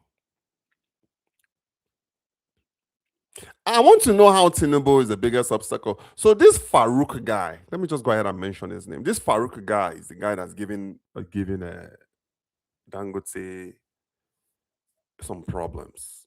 Didn't Tinubu? I mean, he works under the Tinubu administration. Tinubu can actually let him go, right, if he wants. So maybe I can see how that could be an obstacle to Dangote because it's Tinubu's appointee that is causing a lot of Dangote's headache right now. Maybe it's time for Farouk to go. What do you guys think? By the way, I'm 1978 too, and in Texas, not Vegas. That's what's up. What year? I was born in June. Were you born in Nigeria? I lived in Palestine, Texas. That was where I came through when I came to the US at 11. Palestine, Texas. And then we lived all over. We lived in Arlington. My dad lived in Baytown for many years. Active said I had full black hair till I started following Nigerian business and politics early this year. I'm telling you, Nigeria has a way of aging you. But the interesting thing is, you see, guys, the reason why I follow Nigerian geopolitics and Nigerian business and investment news is because I'm an active investor in Nigeria. So I gotta be up to date on these things. And another thing that also helps me even stay sharper is by talking about these things on the live. Because I got to meet guys like you who are also actively involved in Nigeria in one way or another. You know. But yeah, Nigeria has a way of aging people. I wouldn't trade it. I have high hopes for the country and the people. This is 2025, and Nigeria is operating at a kindergarten level. It's embarrassing to be Nigeria nowadays. It's become laughable. These leaders are incompetent and slowing that country down. It's sad. You know, Nigeria is 15 years behind most developed nations. I've told you guys this before that Nigeria is still largely an underdeveloped nation. Just a step above an agrarian nation. Nigeria is there. So people think that Nigeria is developing. Nigeria is not a developing nation. Nigeria is underdeveloped. We are underdeveloped in the way we think. Our underdevelopment is really truly based on our imagination more than anything else. See, the infrastructure is there, guys. Don't think that the infrastructure is not there.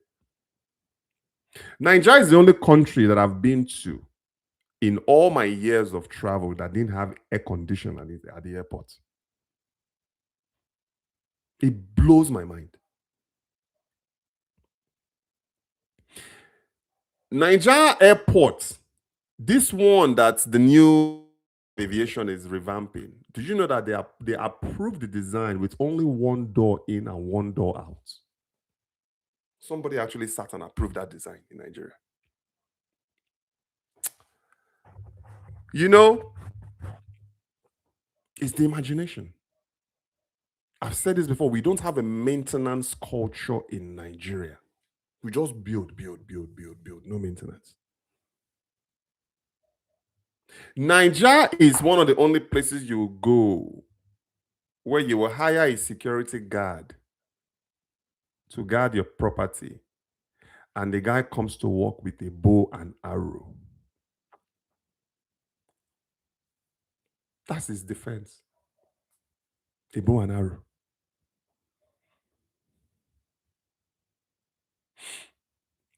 So our thinking is still medieval. Do you know 90% of Nigerian agricultural processing is still done manually? We farm manually, we harvest manually, we process manually, we package manually. Everything is manual.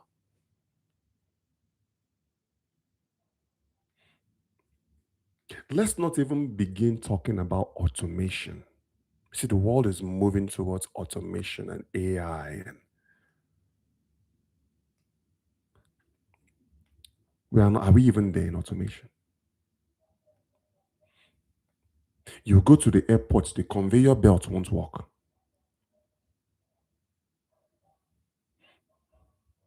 Nothing is really planned. It's not because we don't have these infrastructural things in place, it's because of our imagination. A lot of Nigerian politicians, elected officials, are trying to be entrepreneurs when they are not. What does a politician know about putting up a hotel, a building? Everything kind of seems to be state owned, government this, government that. We need to create a better environment for the private sector to come in. People who actually know business.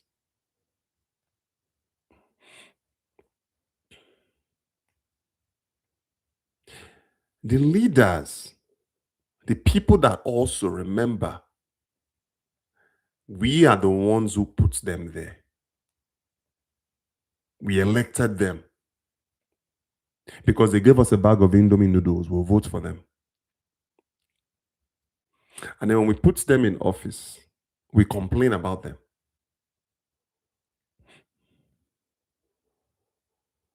The environment is not enabling enough for younger generation Nigerians to go home and compete for electoral positions in Nigeria. Because whether you like it or not, it's still the old guard. People forgot that. You say, oh, all of you guys went and voted for Buhari, but did you remember that Buhari was a head of state, military head of state in the 80s? The only person that I truly felt made that respectable transition was Olusegun Obasanjo, because Obasanjo never sought military power. He just happened to become a de facto head of states when Murtala Mohammed was assassinated. And then immediately sprung into action and held a civilian election that Shagari won. Was it not this same Buhari that dethroned Shagari? And then he took off his military uh, uniform and he threw on an agbada. Oh. And Nigeria still went and voted.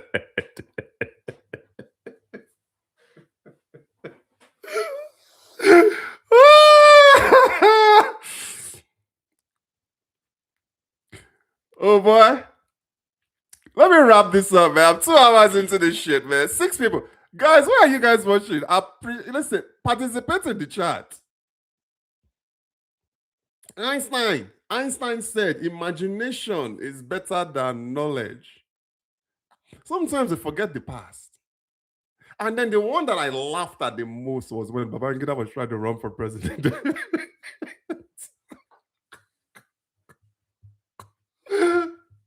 Niger, the same Nigerians that ran Goodluck Jonathan out of office are still the same ones that want him to come and compete again for an election against Tinubu. Do you guys forget history? Like, do Nigerians have a short attention span?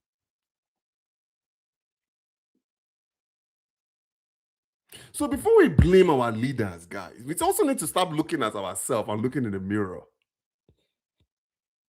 We are also the architect of our own problems. Nigerians dismiss, and I'm not speaking directly to you, Chemtrex, because it seems like your experience in Nigeria is not that positive. But you guys know that bad news travels faster than good news. Majority of these people who are spreading this anti-Niger sentiment are Nigerians now. We are the number one propaganda people. Nigerians.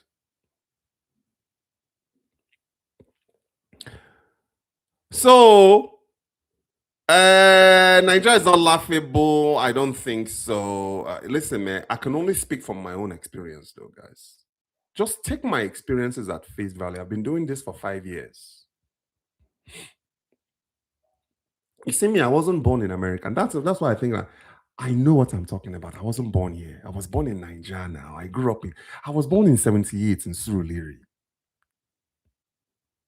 I went through the structural adjustment program with Buhari when we had that 101 structure where you eat breakfast, you miss lunch, you eat dinner. I've been hungry. My entire childhood was plagued with coup after coup after coup. I understand what Nigerians are going through, unable to eat. This Gary we had to chop as snack today. Man, growing up as a child, we couldn't afford a cup of Gary to drink.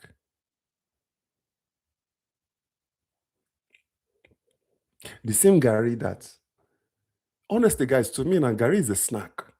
I'm into nutrition. If I'm just hungry, I'll just go and just snack Gary. That I'm snacking today was luxury when I was a kid. Luxury. So I've been poor, I've been broke, and I've also seen the other side.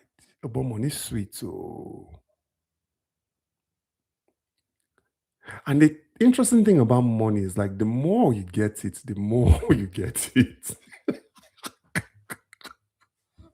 Some of you think that taking money from the rich is going to make the poor richer.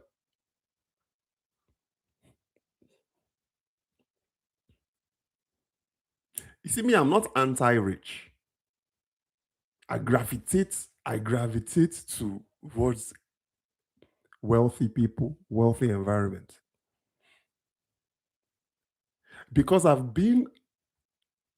seen the dark side of not having money. My goodness. You see, Kem can say all these things about what he's saying about Nigeria. But Kem, what would you trade in? Would you rather be poor?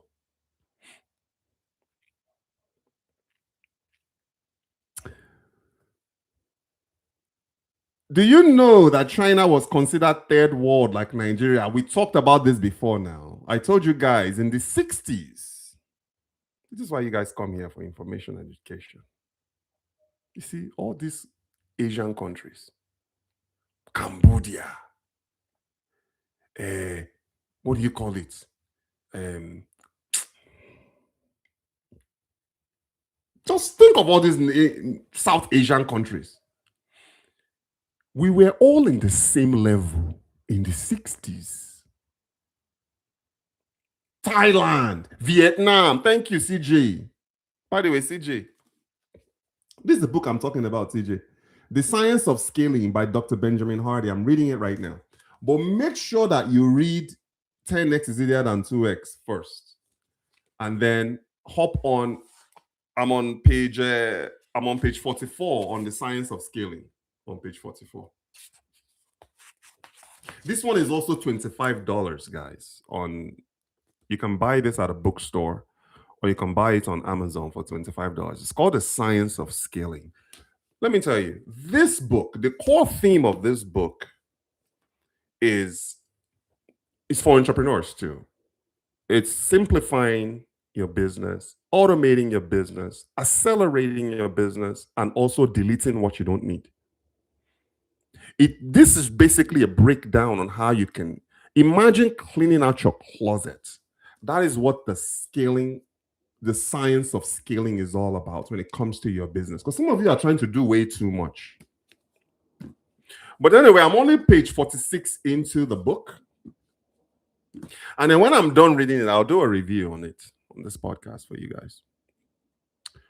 But yes, like I was saying, we were all in the same boat in the 60s. Then why is Nigeria regressing? And countries like Singapore and Thailand and Vietnam and the Philippines is another one. I actually got an invitation the other day from the US. They sent me an invitation to see if I wanted to participate in some US Philippines trade, something like that. These countries are all trading with the United States of America.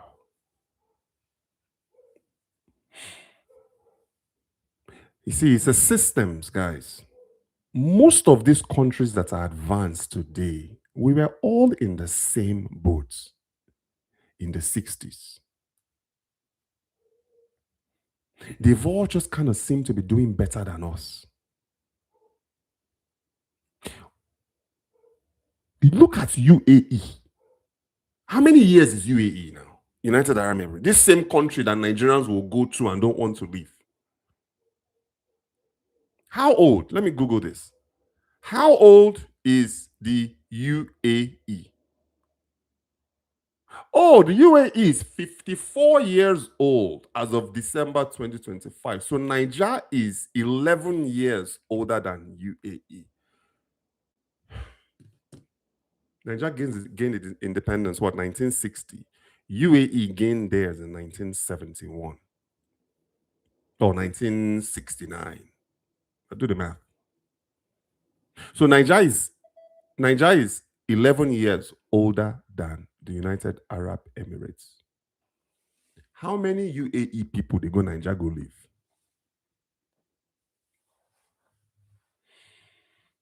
How many citizens of the UAE are leaving the UAE to immigrate to Nigeria?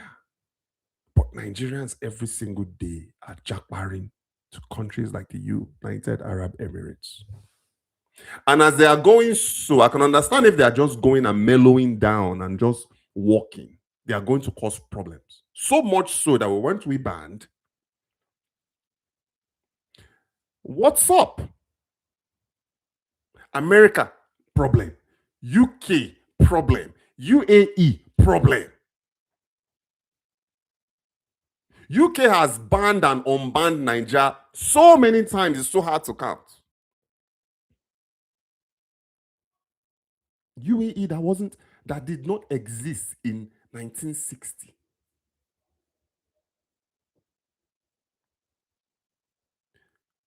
Singapore, they've never had a single coup. Go to Singapore today. Niger food there. That's why I tell you guys, study nations that's working, study nations that's prosperous, and copy what they do. It's not hard.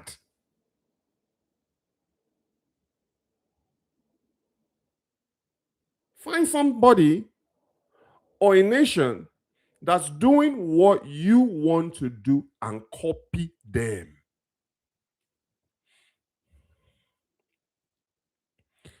Who is Niger uh, bowing down to? We are kissing ass left and right. India, we kiss their ass. Spain, we kiss their ass. China, we kiss their ass. Nigeria is 15 years behind India. It's not as if India's economy is like that. So I mean, there was one, there's one my cousin's friend Perila. He left Nigeria to go to India of all places and died in India. Perila suffer. How do you leave Nigeria to go and suffer more in India? The guy ended up dying in India. They buried him in India.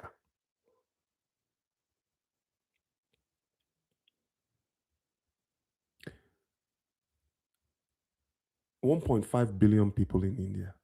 Us, we are complaining that 330, 200, what are we, 230?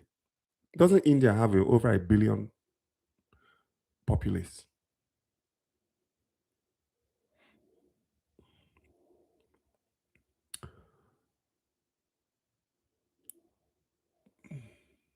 Okay. I mean, we had independence 1960, but we know we can do way better because we have the capacity, human and natural resources. You know, sometimes, guys, just creating the national anthem and what do you call it?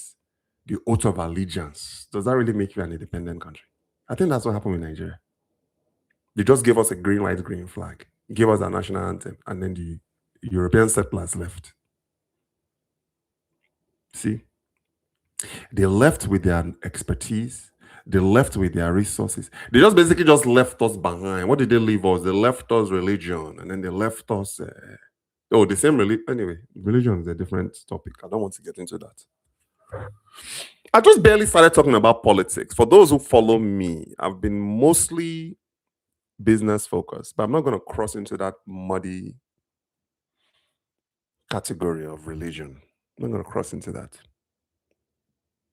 But you see, the colonialism only lasted 60 years. It didn't even last a century. The colonialists actually came in. But Niger, African nation and continent, was not favorable for them. So they left after 60 years. Compared to like slavery in the US, that's 400 years old. So they took their tools. You know, when somebody, I remember now, when you were a kid playing soccer, somebody pisses you off, you carry your ball and go home. I remember. That's what happened now. All they left us, they gave us our freedom and gave us a flag and gave us a national anthem and say, go at it. So we never really learned how to govern. Look, just because you wear an agbada and you call yourself a president doesn't make you good at governing a nation. Do you know that?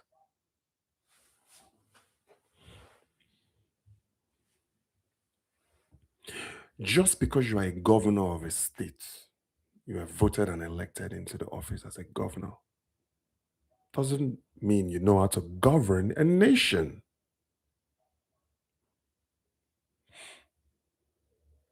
It takes a lot to govern a nation. That is the problem. Look, I don't know how to govern a nation. I've never governed a nation in my life.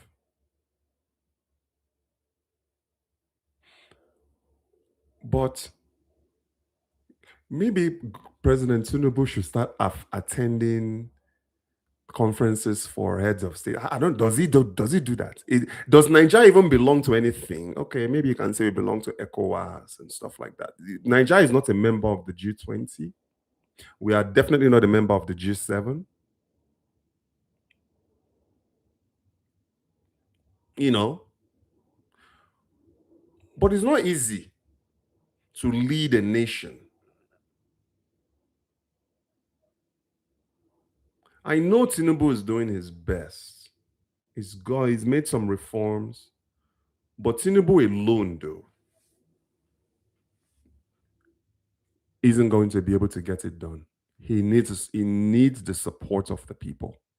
He alone can't get it done.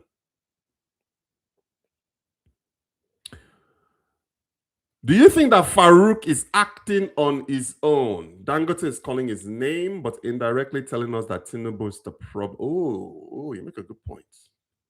It's a coded way of communicating. He's a businessman. You're actually right. Farouk can't move because Tinubu is his boss. You know? So your subordinates are a reflection of you. So you actually have a good point. I actually never thought of it that way.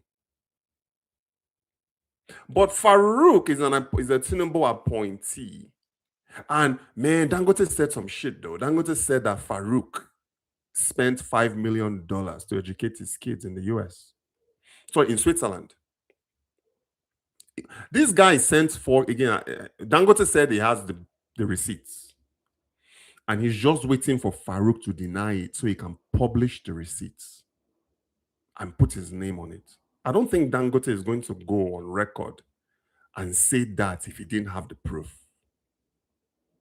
So this Farouk guy, Dangote is saying, listen, how are you able to educate? How are you able to spend $5 million for 4 children at the salary of is he a commissioner? He's not a commissioner. You guys think that Nigerian politicians make money? They don't really earn. What's on paper? They don't make more than maybe 5 million a month. Most of these politicians don't make that much. Senators are capped at about maybe 10 to 13 million naira a month is what they are capped at. They don't make that much money. But anyway, Farouk works for the president of Nigeria. And they are saying that they don't want Tinubu to monopolize the economy with fuel. So Tinubu's argument is that Nigeria continuously or consistently imports blended fuel from Malta. And this bad fuel, in Tinubu's, in Dangote's words, is what's contributing to a lot of car engines failing in Nigeria. So Tinubu, this Farouk guys, is a very powerful guy in the oil and gas space. And when he works directly from Tinubu, Tinubu can actually fire him at any given time. He can. So maybe you are right, Chemtech. Maybe this is a dog whistle for people who haven't coded. I'm glad you put that word there, you coded. So this may be a dog whistle of Dangote saying, Tinubu, man, you got to pull this guy off. You got to pull this guy off. This guy is a thorn on my side. This guy is not advancing Nigeria. Explain to me where you got the $5 million. But anyway, this is why I thought that Dangote actually went wrong. Why is Dangote counting Farouk's money? Okay, so the man educated his kids. The man spent $5 million to educate his kids abroad. Isn't that what most Nigerians do? Did my pops not bring me here to be educated? My uncle is planning on educating his daughter abroad. Most okay. This one's even better. When Buhari was sick, did Buhari not go abroad for treatment? Tinubu When Tinubu goes on his annual vacation as president, does he not go abroad or does he go to Obodukadu Ranch? If Trump takes a vacation, Trump doesn't go abroad now. Trump stays here in the United States of America. He goes to Mar-a-Lago, Florida. That's where he vacations. Tinubu lives in a fortress in Ikoyi. I've been there. When Tinubu's on vacation, he goes abroad. This Dangote that's talking, and I love him to death. When Dangote goes on vacation, does he not go abroad? So then why are you counting Farouk's money, saying that Farouk sent his kids abroad to go to college? You see, Dangote was right. That's why I didn't want to talk about Farouk at the beginning of this podcast. I don't think that Dangote has the right to say that Farouk spent 5 million to educate his kids abroad. Dangote's children, where did they go to school?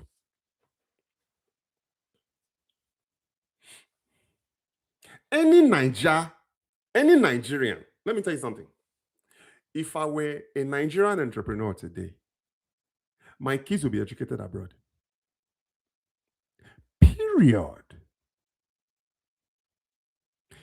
Period. So to me, when Dangote was talking about Farouk, he's counting Farouk's pocket, saying that Farouk spent 5 million. Where did Farouk get $5 million from? Who is Dangote to say that to another man? Mind your business and run your own company. Mind your business. You vacation abroad all the time. Dangote said it.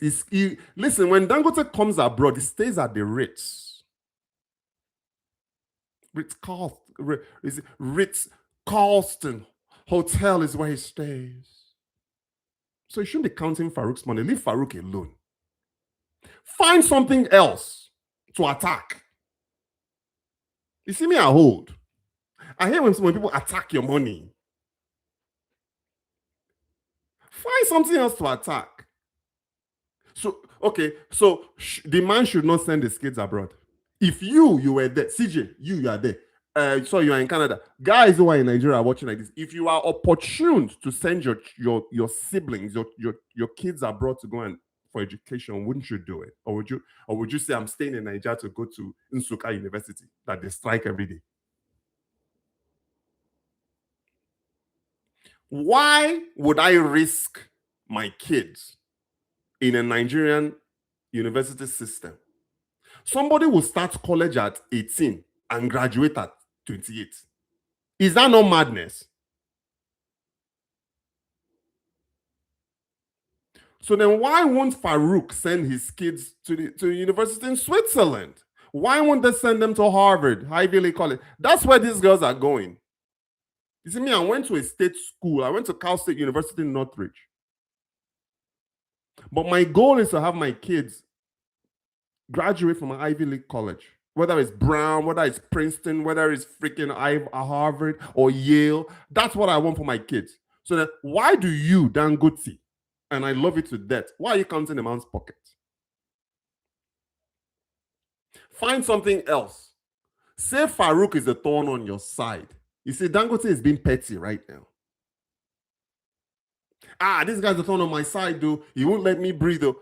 Fine, I can deal. I say I can get behind that. But when you start saying that the man spends $5 million to educate his kids, how much is $5 million to you, Dangote? You probably spent more to position your children, Dangote, more than 5 mil. So the man spends $5 million to educate 4 children. That's an average of what? $1 million per child. And so what? You see, that for me is where I felt Dangote went wrong. It should have just kept, okay, what does him sending his kids abroad have to do with your oil refinery? Did Farouk kill somebody? I don't know Farouk. I'm not cheerleading for Farouk. I don't know him. But did the man kill somebody?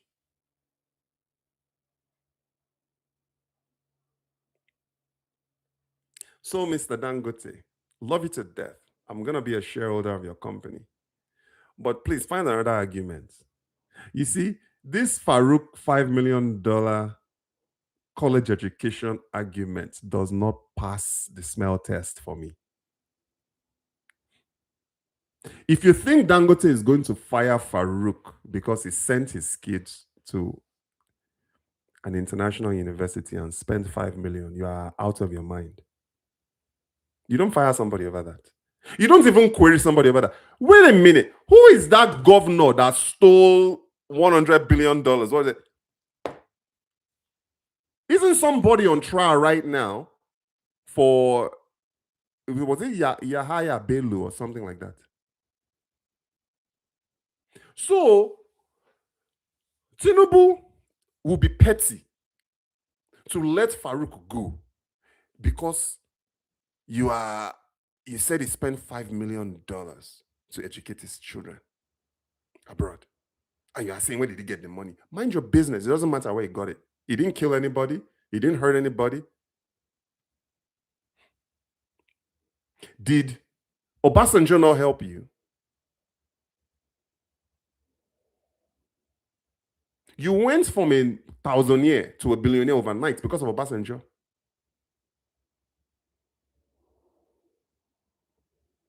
So the Farouk $5 million argument. Dangote, me, I'm not behind you on that one. I don't think Farouk Tinubu should let Farouk go over that. I don't even think that should be investigated. Because think about it, guys. Most American policymakers and politicians and congressmen, congresswomen, they are not in Congress because of the money. Majority of them are already millionaires. Like this girl, what's her name? Marjorie Taylor Greene, MTG. She was already a millionaire in the private sector before she became a congresswoman. Guess what her position in Congress, being in Congress, actually helped her do? It helped her amplify her connections. So she came in as if she was worth $5 million when she entered Congress. Leaving Congress should be worth $30 million. That is what happens when you're in a position like that. Akpabio, Wike, that drives a Lexus. That drives a a Rolls Royce. Do you think Wike is driving a Rolls Royce from his salary as a FCT commissioner, minister? He's driving it based on the connections he's made. It's usually the way it works. You can love the guy, you can hate the guy, but there's a benefit that comes with being a presidential appointee. Don't let anybody fool you. Just like there was a benefit that came from Dangote being linked to Obasanjo,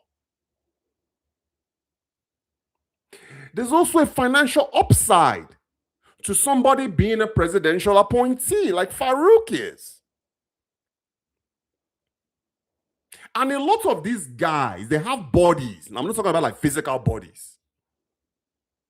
They have like skeletons in their closet. I'm not talking about like physical. Okay. The president of Nigeria is also the minister of petroleum, is he not? Do you think what's his name? Tinubu lives off of his salary as Nigerian president? There's a benefit that comes with positioning yourself. You guys who follow me, you're also entrepreneurs. Look at positioning. So he was wrong there for the the guy sat on that. I was watching. He sat on that $5 million thing for like 10, 15 minutes. I was just laughing. You see, that's why I didn't want to talk about it, because I felt like, man, now he's reaching because he can't find anything else wrong with Farouk other than okay, he's accusing Farouk of importing blended fuel. Okay, now compete now in the marketplace. I think that is what Farouk is trying to do. He's saying, we can't just have you be the only guy. Let people bring in poor quality petrol if they want to. At the end of the day, it's the people that will buy the petrol. Is that what we talked about with the quality? You understand what I mean? Tinubu can compete on quality, and if Nigerians want to buy bad petrol, it's on them. That is why me, when I'm in Nigeria, I only buy fuel at Mobile.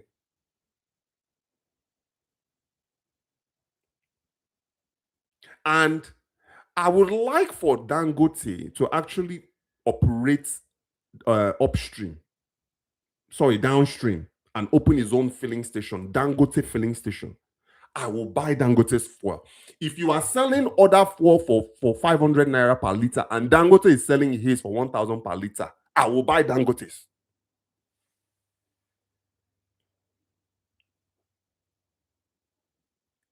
That is what a free market economy is. Allow the people, and if you want to buy cheap fuel, and then every day you are fixing your engine every day, that's your problem. Me, I want to buy clean fuel, but I feel like him accusing the man of sending his kids to school with 5 million. As a matter of fact, I want to talk to Farouk. Because me, I'm on Farouk's side on this one. Only when it comes to that money aspect, I'm on Farouk's side.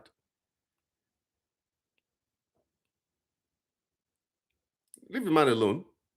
Don't count the man's money. Is Farouk counting yours? You get what I mean? So that wasn't an argument for Dangote.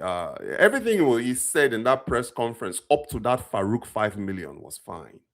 It was when he started addressing the 5 million, was like, man, bro, any Nigerian with a heartbeat and common sense will send their kids abroad to go to school. Why won't I send my kids abroad when the president of my country goes abroad for medical treatment? If Tinubu kills over today and falls down, can Nigerian hospitals treat him? Tinubu will be in London just like that, getting treatment. Isn't that a shame? Trump goes to Walter Reed. If Trump wants to see a doctor, he goes to Walter Reed and gets a treatment by American doctors, American hospital, American IVs, American infrastructure. Instead of Nigerians focused on our own Walter Reed hospital, we go look clinic for London.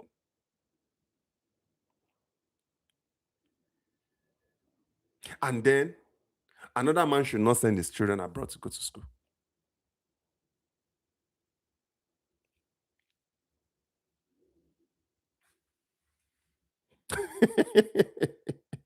Indonesia, India. Oh, you guys, eh? Yeah, so we're talking about Farouk. Yes, yeah. Tinubu is not going to fire Farouk over that. If Dangote is thinking that Tinubu is going to let him go because of $5 million, $5 million that Tinubu probably makes in a day. Babangida misplaced his agbada. Yeah, that one wanted to run for president. He's also the one that contributed to part of the problem. Oh.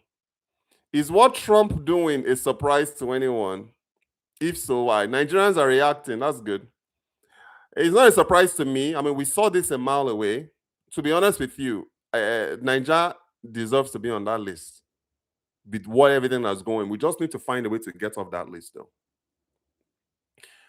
I was on vacation in the US 1985 when Babangida did his school.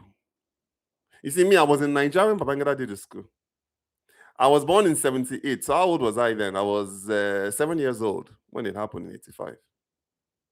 All that Babangida and Gideon Orca, all that counter coup I did, I was a kid and all that stuff. Yes, Vietnam. Okay, I will read them. Thanks. No problem. Read the books. Nigeria made it so easy for Trump and any leader to trample upon them. Politicians are too focused on their numbers. They are stacking up. Well, Okay. Well, Nigeria also made it easy for China now to tramp upon us. Because every time that we need money, we turn to China for money. Indonesia and India, at the same time, Nigerians are some of the most productive immigrants. 100%. I can't disagree with that.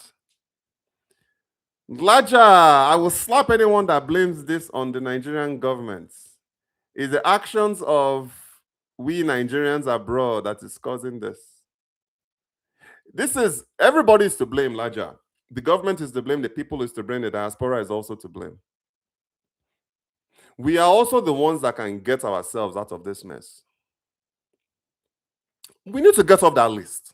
I'm sorry, guys. Please, please, please. We need to get off the restricted list. This is, you see, it doesn't affect people like me and Laja and CJ because we are already abroad. We have our paper, we have our citizenship.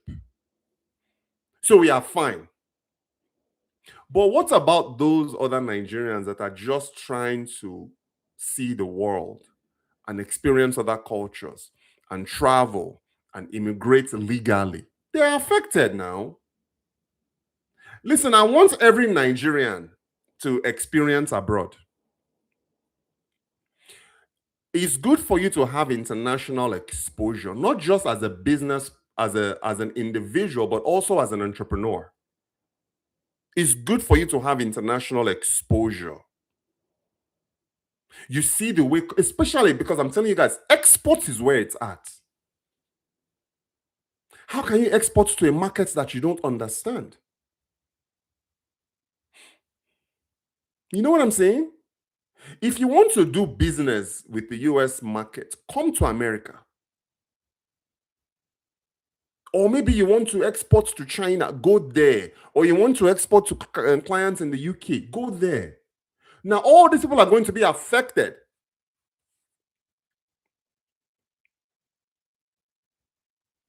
Insecurity, majorly the biggest issue that we have right now. Because do you think Trump put us on that list because of NEPA or because of bad road or because of no air condition? He didn't put us now on the list due to infrastructural issues. We are on that do not travel list due to kidnappings, pickpocketing, murders, insurgency, criminality. We are not there because the road is bad. So we need to get out of that list. Nigeria has no business to be mentioned with Burkina Faso and Mali and what are these other nations? These beautiful nations. Cote d'Ivoire, Gabon, Benin Republic. So we gotta get off that list, guys.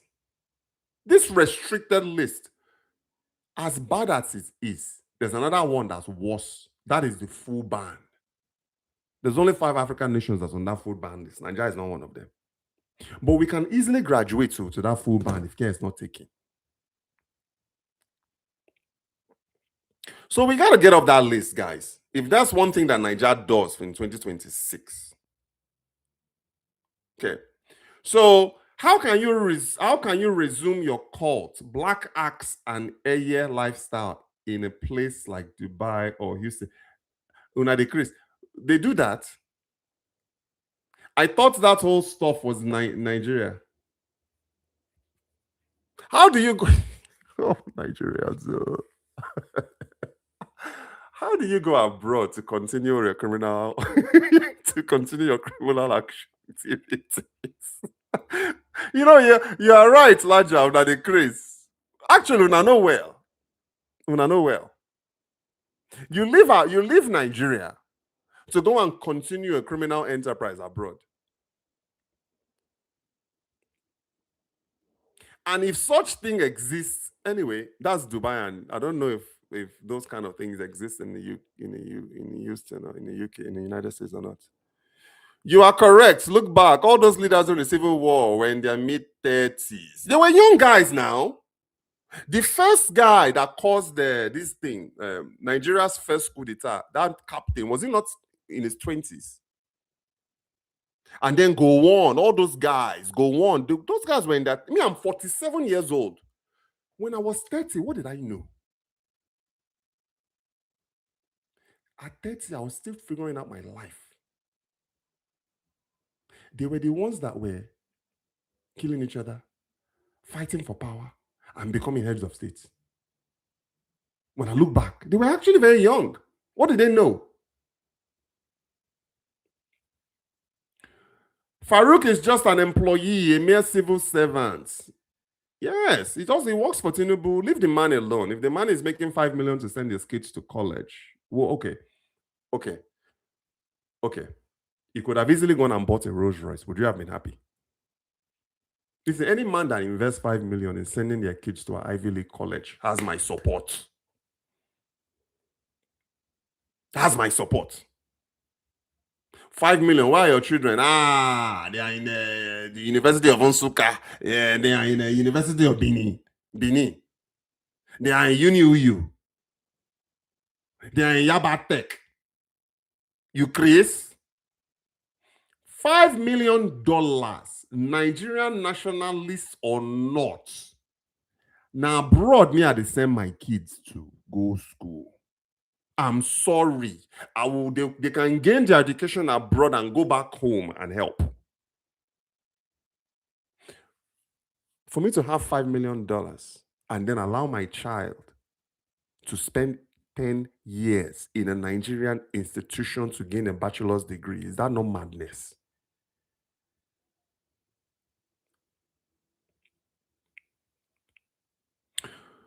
So his lights can be switched off in 2 seconds if you mean Tinubu firing him, but I think Dangote just has to come with a better argument than that. You know. So so he fires him and then he puts a pro Dangote person there. Listen, there needs to be some sort of listen, I'm a firm believer in what do you call this thing? It's like the balance of power. I forget the name that I'm trying to skip my mind. But I'm a firm believer in that. Dangote cannot have absolute power. He's in his world, he's in a world of his own right now because it's not as if there are other refineries out there that's competing with him.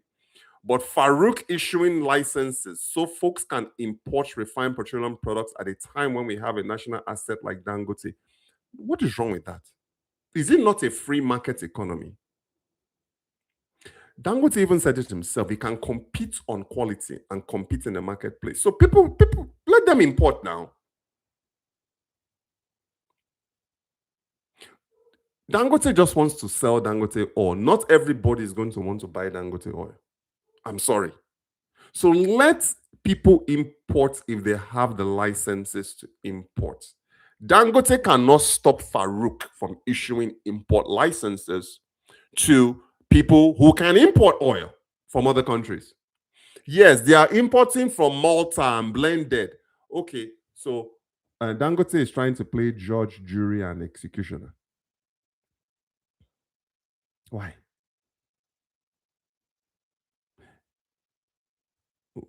Nobody put a gun to your head to build a refinery.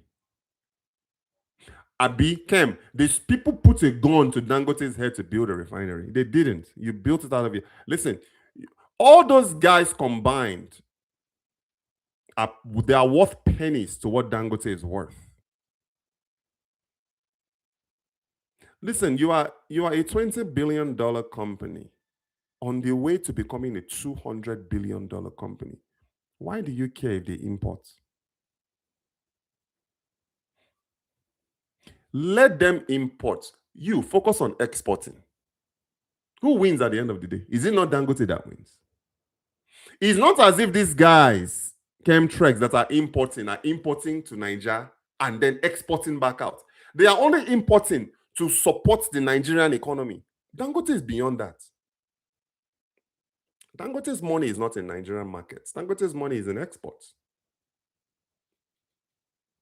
So Farouk should issue licenses to anybody that's qualified. You get what I'm saying? Otherwise, Dangote is just going to monopolize everything, and we don't want that.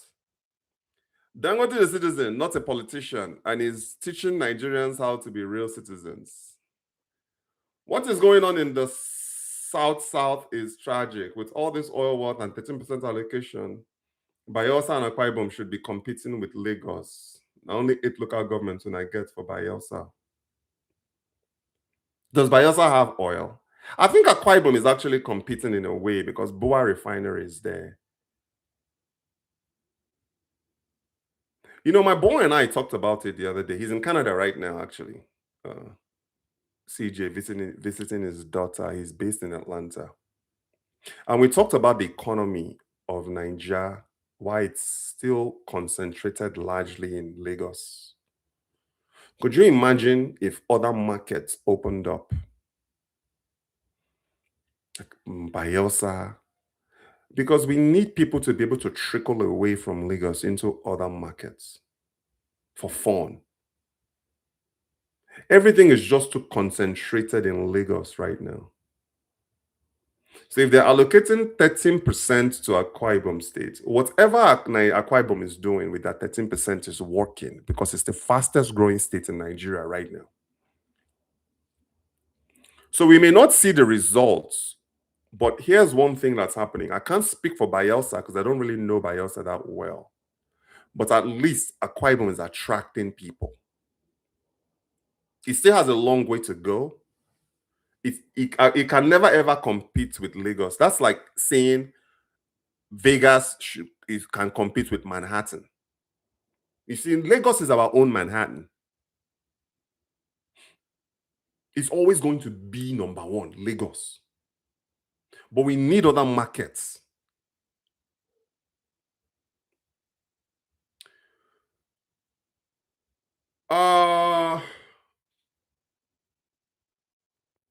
I think I'm missing the point. Farouk is a civil servant. The question Nigerians should be asking is how come import licenses are being issued at the time a nation is trying to build itself? Who cares?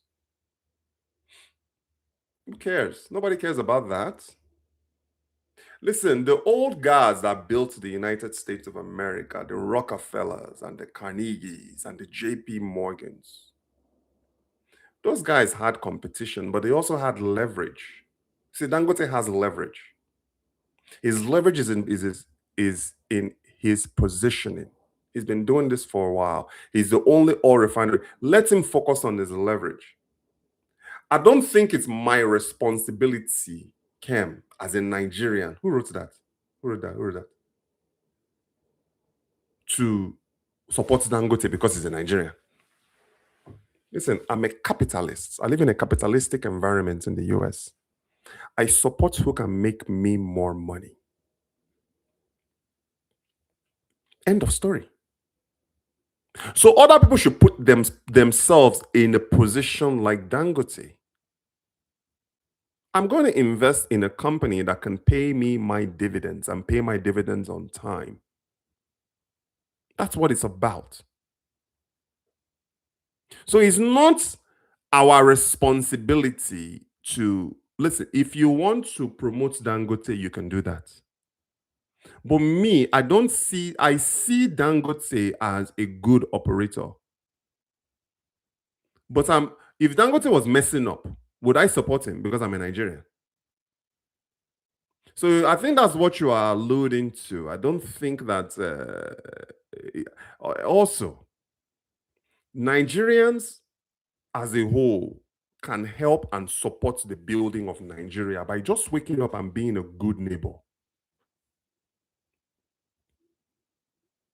Oh, maybe you want to go home. Maybe instead of going home once every 10 years, you start going home once every 2, and then once every 1 year, and then maybe twice a year. That's how you can contribute. Oh, yeah, maybe you pay your taxes. Out of every 10 Nigerians, only 2 pay taxes. So it's not our responsibility. We will support what works and we will throw out what doesn't. Here's what's not working: insecurity is not working. It's not. Dangote is working. You see, we support what's working and we get rid of what's not working. I think that's a good place to start. Larger to Chemtrex, you are the one missing the point. Dangote has an ulterior motive. He is not crying wolf because of his so-called love for Nigerians. He's constantly gaslighting us. He said, Dangote is the number one capitalist in Nigeria. You people, you are feeling sorry for Dangote. Dangote that goes home and sleeps on a 5,000 thread bed sheet. You are sleeping on cartons. You listen. You can support the guy, you can champion the guy, but to go as far as feeling sorry for Dangote, something is wrong with you. He's worth $35 billion. And you're feeling sorry for him because Farouk is on. Think about that for a second. I am not feeling sorry for Dangote any more than I can say I feel sorry for Farouk. Farouk sent his kids to an Ivy League college and he spent $5 million. So whether Farouk goes or doesn't go, I don't care. Whether Dangote stops import licenses or does not stop import licenses, I don't care. When I invest, though, what I care about is come those earnings calls. I care that my stock holdings is increasing and growing. That's what maybe I care about. So you guys, stop feeling sorry for millionaires and find a way to become one. Any man that spends $5 million to educate his kids is a millionaire. Actually, better than that, he's a multi-millionaire. Tinubu, multi-millionaire in dollars. Farouk, multi-millionaire in dollars.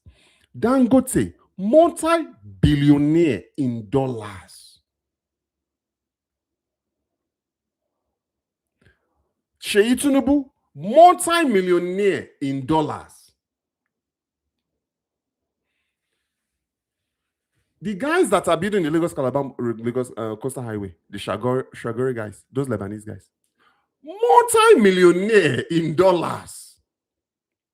You won't go feel sorry for those kind of guys? You see, millionaires don't feel sorry for other millionaires. Farouk is probably just looking at Tinubu like, this guy. What are you talking? Okay, I issue licenses. So you're not a monopolistic guy. And so what? I send my, so what? Print the receipts. Is it a crime?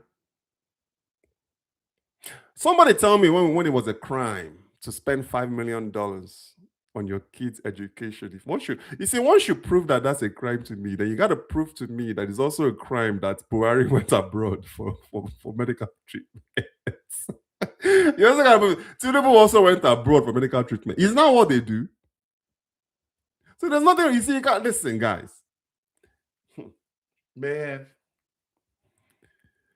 You guys are based abroad, man. You know this saying. Just find your own lane, play in your lane.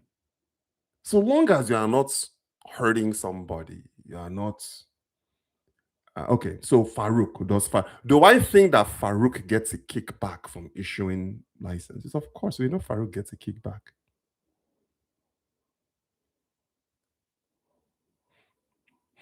Does what's his name? Did what's his name? Dangote. Didn't he get a kickback from launching this refinery? Guys, What else? What else? What else? What else? My bro, Dangote's original plan was to sell his products much lower than they sell today. Guess what's against it? The common denominator, Nigeria. I know he wants to sell for is I know he's people you can lift for 699 per liter if you're buying 10 plus trucks. But the market is about he wants to drop it to about 740. Okay. You see, guys, another thing too with Dangote is just trying to be a god. He's trying to be a savior. I don't know. I don't know. I don't know. I think Nigeria is okay. But think about it, guys. Think about it. Before Tinubu lifted the fuel subsidy, wasn't Nigeria at 145 naira per liter? You guys remember? The Nigerians not complain when fuel was 145 naira per liter. Did they not complain? Let's go back to the Abacha Babangida era. When fuel was 50 naira a liter, the Nigerians not complain.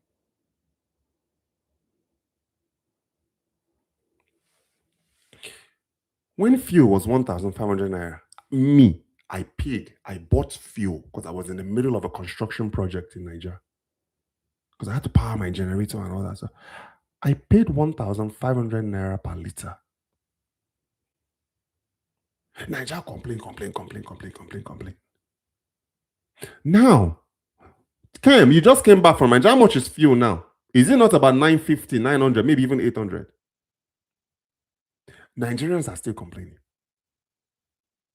So you are almost fighting an unwinnable war. Because shy of giving people fuel for free, and even that, if you give them fuel for free, somebody go still complain, say driving to the fueling station to collect free fuel was a problem.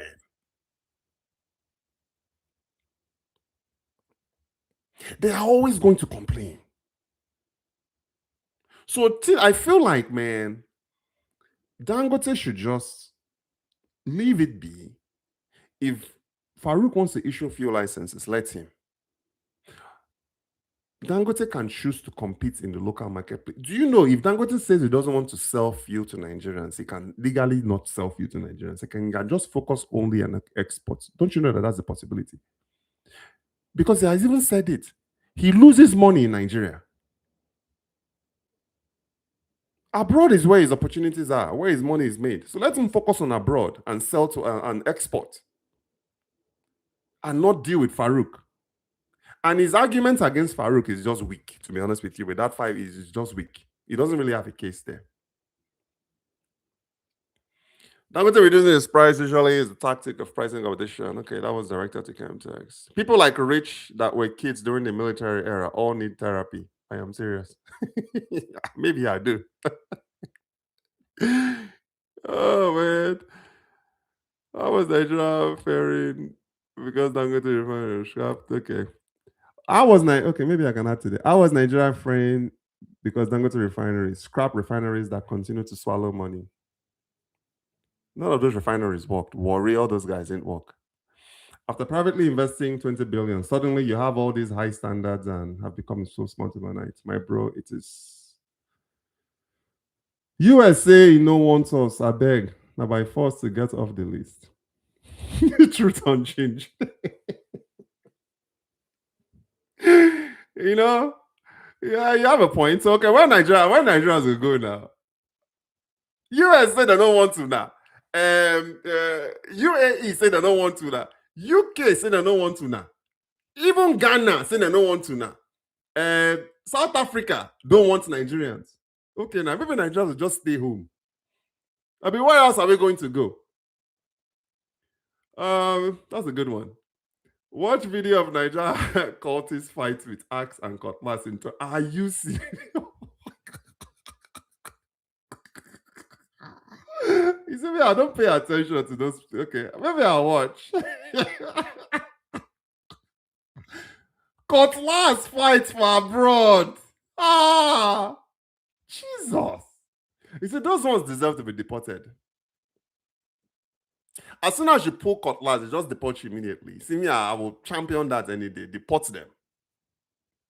Dangote, a billionaire victim.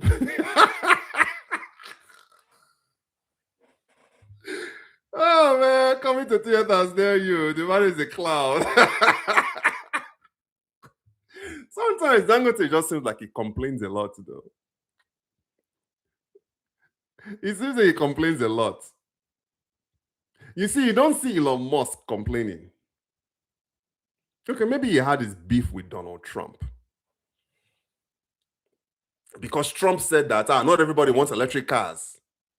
And Trump was right because Ford just stopped making electric trucks. But beyond that, you don't really see. Listen, man. Listen, Elon is $600 billion rich. You see, Elon get different problems. Elon just wants to build a rocket that works. You know what I mean? And then he wants to go and smoke his weed on Joe Rogan. And Elon is not in front of American press. You go see Dangote there, a whole Dangote, the whole press conference. Like, why? Let your boy, that Indian guy, do the talking. Dangote should just be focused on product. But it's kind of like, man, I've honestly feel that's why I like Rabiu. You guys know Rabiu, the Boa guy. Rabiu doesn't do too many press conferences. If you see Rabiu for road, if you push him saying, no, who's this guy? But it kind of seems like, man, Dangote is like, man, every week is in front of the press. And this press now too, they follow cause this thing. When I go just they poke. You see, Dangote should not. Dangote is on a Bill Gates. Well, he's not on Bill Gates level. He's not on Bezos level. He's not on whose level is Dangote on in America? He's not. They are just friends, but he's not on all those guys' level. But I feel like his energy is focused too much on just complaining and complaining. Dangote needs to have a spokesperson. That's his boy from India that he's been with him for 20 something years. Should maybe be doing most of the press PR stuff. Dangote already has competition in Nigeria. Who? His competition shouldn't be sabotaged from our government. Who is Dangote's competition? He doesn't have any competition. Is it Bua? Bua hasn't even launched his fuel station, his refinery. There's no competition. Who feels sorry for him? Not me. But I can tell you that what Nigeria is doing is hurting real businesses. Yes, man. The guy said people will go and start wrapping cables around. I mean, okay. So you go to a Dangote site and then you cut cable. Who is going to buy that cable? He said somebody cut cable and wrapped it around themselves. Who now are you selling that cable to? You see what I'm talking about Nigerian mentality sometimes. The impact how Nigeria is a once in a lifetime. Okay. I can tell you that what Nigeria is doing is hurting how Nigeria has a once in a lifetime opportunity to be the main player across Africa. Only Chemtrex. You see, right now, Dangote is still privately owned. When he launched in IPO, you see, now we are talking. You see, right now, the only person that owns Dangote is Aliko Dangote and NNPC because Aliko owns 89% of Dangote and NNPC owns. Wait, oh, no, was it 92%? So he's a majority. Put it this way: when Dangote goes public, and Nigerians abroad, and Nigerians back home, and Nigerians all over the world are able to buy a share of, buy the ownership. You see, now we are talking. Because it's not just individually owned anymore. Now it's a publicly traded company. You see, now we can say that we are part of a company We are part of a once in a lifetime company. But until then, it's still Dangote's baby. The impact on the economy is beyond just the jobs, forest conservation, export of refined products. Man, guys, I've been doing this 3 hours. I should probably stop and go and eat something.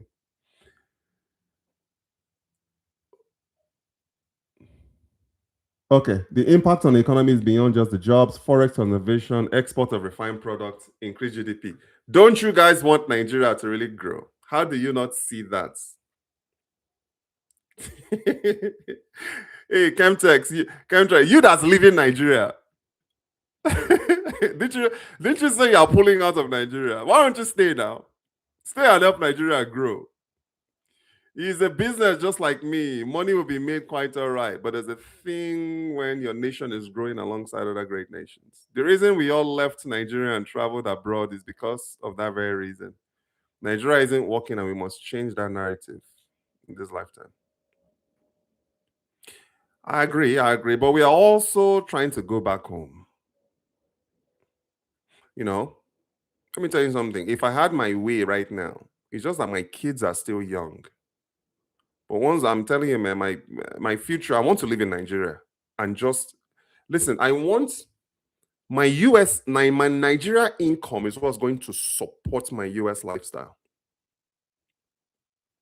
But I still need the technology though. It's like most of my businesses is still going to be hedged in the US, but I want to live in Nigeria. And then if I want to come to the US for the summer break, because you know, man, I'm telling you, man, LA. Have you ever summered in LA? My God, the beautiful beaches. I just live on a rainy season for there. Come America, your country for like 3 months. Okay. Oh, fairness, crude oil amended law of 2016 states that exports are only allowed if local players can't meet the demand. Mr. YouTuber, Dangote's allegation is not weak at all. Listen, I'm not Mr. YouTuber. I'm an entrepreneur who just happens to use YouTube. If Trump opens up the gate for China into the US market, Elon is toast. China, look, China actually has a very growing EV market, but they can't compete with Tesla. Tesla is, remember, he started this whole thing. So he already has a 10-year advantage, Elon. But it's good to have competition though. But you're right. I don't think any American president is going to allow uh Chinese EV cars because they're actually very popular in China, but not the US. Would you do that? No, because it will also affect other US EV. Yep, that's right. Remember, right now it's Elon and Rivian are the only two major players in the US EV space. Ford Motors pulled out yesterday. They are no longer doing full EVs.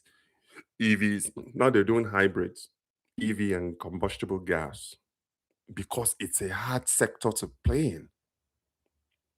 So now it's like Elon has the share of the EV market. And remember, Elon also exports. And that is why, guys, Innocent, what do you guys think of that guy, of Innocent? I know Innocent he's trying to get into EV. But I wonder why he's doing that though.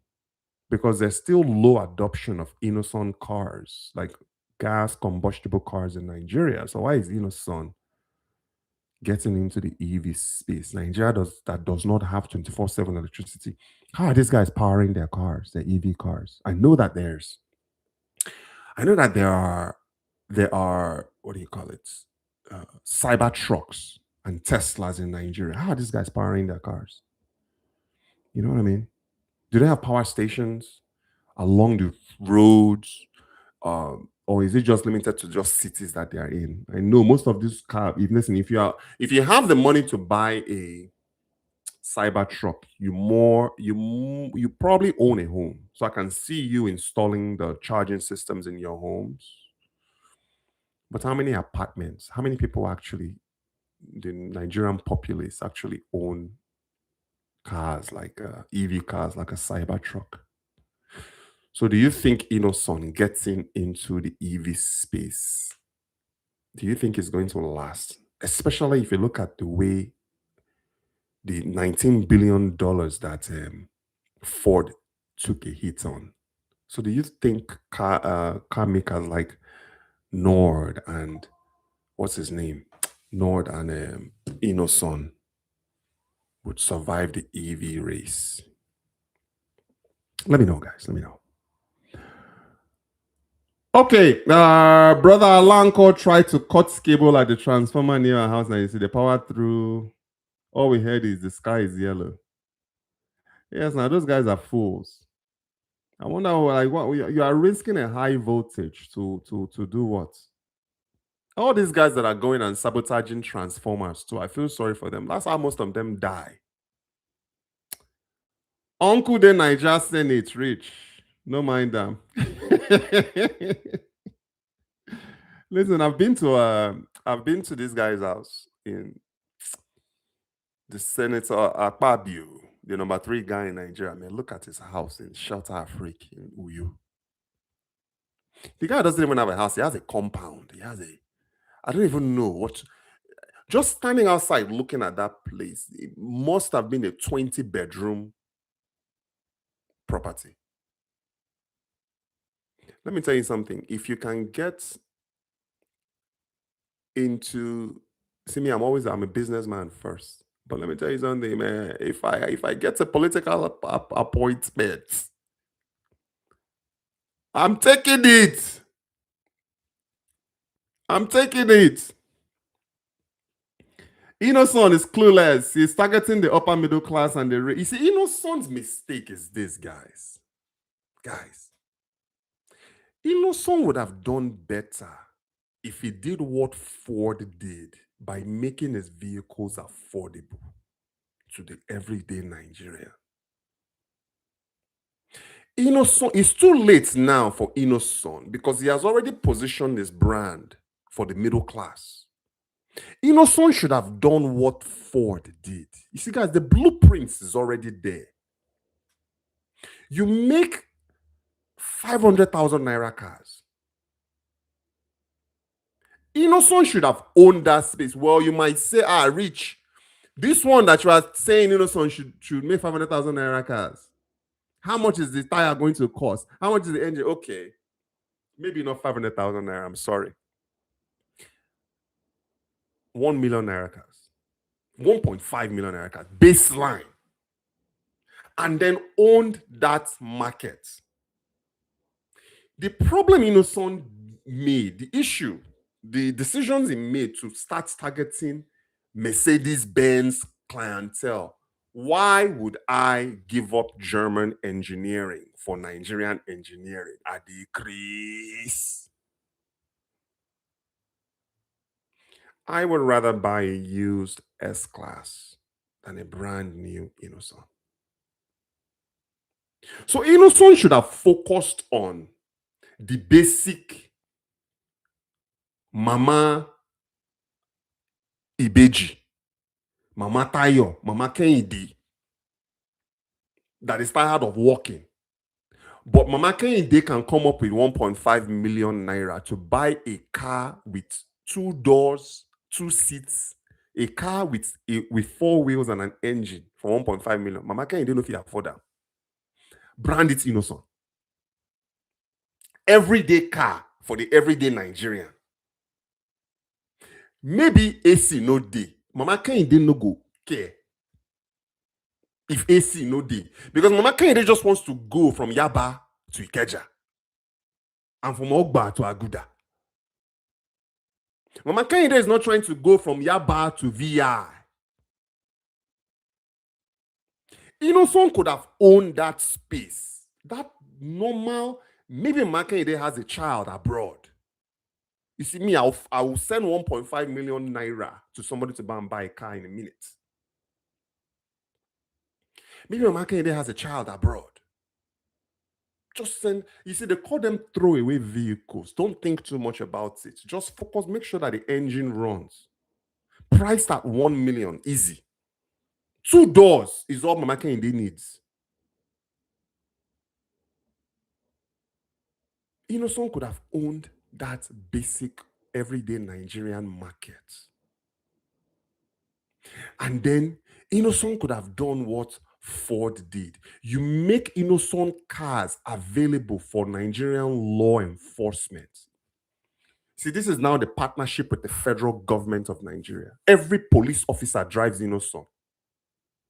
Every Nigerian federal government official drives Innocent. Guess what your president is driving? Is driving a Cadillac Escalade. Isn't that the nationalism we talked about? How can you create a nationalism environment when the president of Nigeria is being convoyed in an American-made Cadillac Escalade or German-made Mercedes-Benz?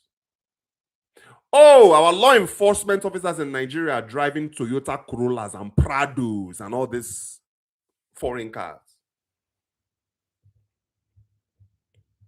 Every law enforcement officer should be, let me tell you, when I was in the US Army, every single vehicle in the American military fleet is a Ford or a Chevy or a GMC. All American made, American engineering, American ingenuity, American quality, American standard. But no be Naija. Politicians are driving Mercedes Benz. This guy, Wike, drives a freaking Rolls Royce Ghost. And then you expect a normal Nigerian that has an opportunity to japa not to japa. Innocent made a lot of mistakes early on. He said now it's too late because he's so neck deep in trying to capture the Tokumbo Mercedes audience. I want to know how many cars Innocent sells every year in Nigeria. Nord fleets. Lagos State government should have a Nord fleet, to your point. Nord is a thank you. Nord should be in partnership with the Lagos State government. Instead of importing CNG trucks, could Nord have not manufactured those CNG trucks in Lagos?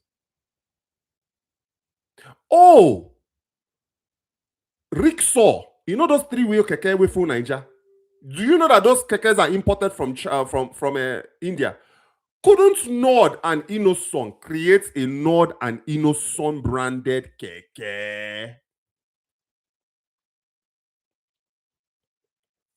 Okada that we all like so much. Couldn't Innocent and Nord become the top two manufacturers of Okada in Nigeria? We are importing Chinese Okada.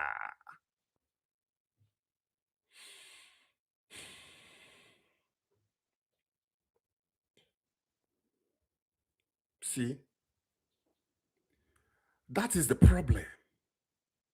Adoption is not there. And then Mr. Innocent is talking about he wants to export. Mr. Innocent say he want export Innocent cars, bro. Who go drive them? Nord is talking about they want to export Nords, bro. Who? To who? To who?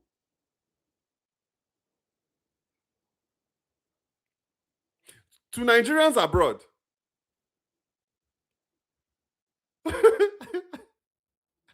So, who is this? Who is this? Okay, yeah, we talked about that. But anyway, you should be making those small Chinese cars now. Listen, guys, when I went to France, Marseille, France. If you guys have never been, go. My goodness, the architecture of Marseille. It's as if every block on the road in Marseille, who has been to Marseille? Let me know in the chat. It's like every block or brick on the roads in the buildings in Marseille was literally handmade. Marseille, France is a handmade city in the south of France. Man, I stayed at the Radisson Blue. Oh my God, I'm not going to travel.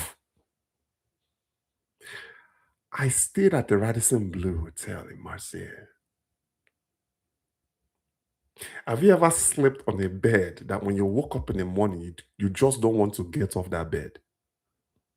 There's actually engineering, guys. A bed that keeps you in bed exists. I experienced it in Marseille, France. It's the same thing with the new Range Rover. It keeps you in. When you enter the new Range Rover, you don't want to get out. But that's another topic. Maybe we should make a topic on cars. You see me, I'm a Cadillac guy. I just want my Cadillac Escalade. I'm not interested in a Range. I'm not interested in a G-Wagon. Give me my Escalade, man. How about that Cadillac?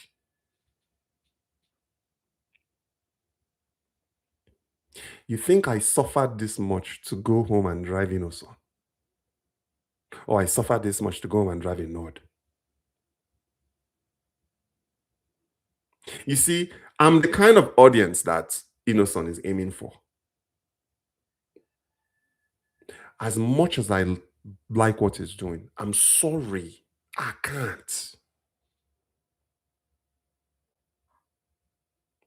Even if you give me the car to test drive, I no go take. Because if I test drive it, I have to promote it and I have to advertise it. I'm just sorry I can't. 230 million people in Nigeria. Only a fraction of that has driven an Innocent vehicle. Oh, additionally, all those buses within Nigeria, all those taxis. Why couldn't Innocent create a car for the taxi market? Or Nord? Or even the rideshare industry? Why couldn't Innocent and Nord create cars for Bolt and Uber drivers and capture the adoption of the local populace before you go higher? Toyota did that now, but Toyota created Lexus for the luxury market.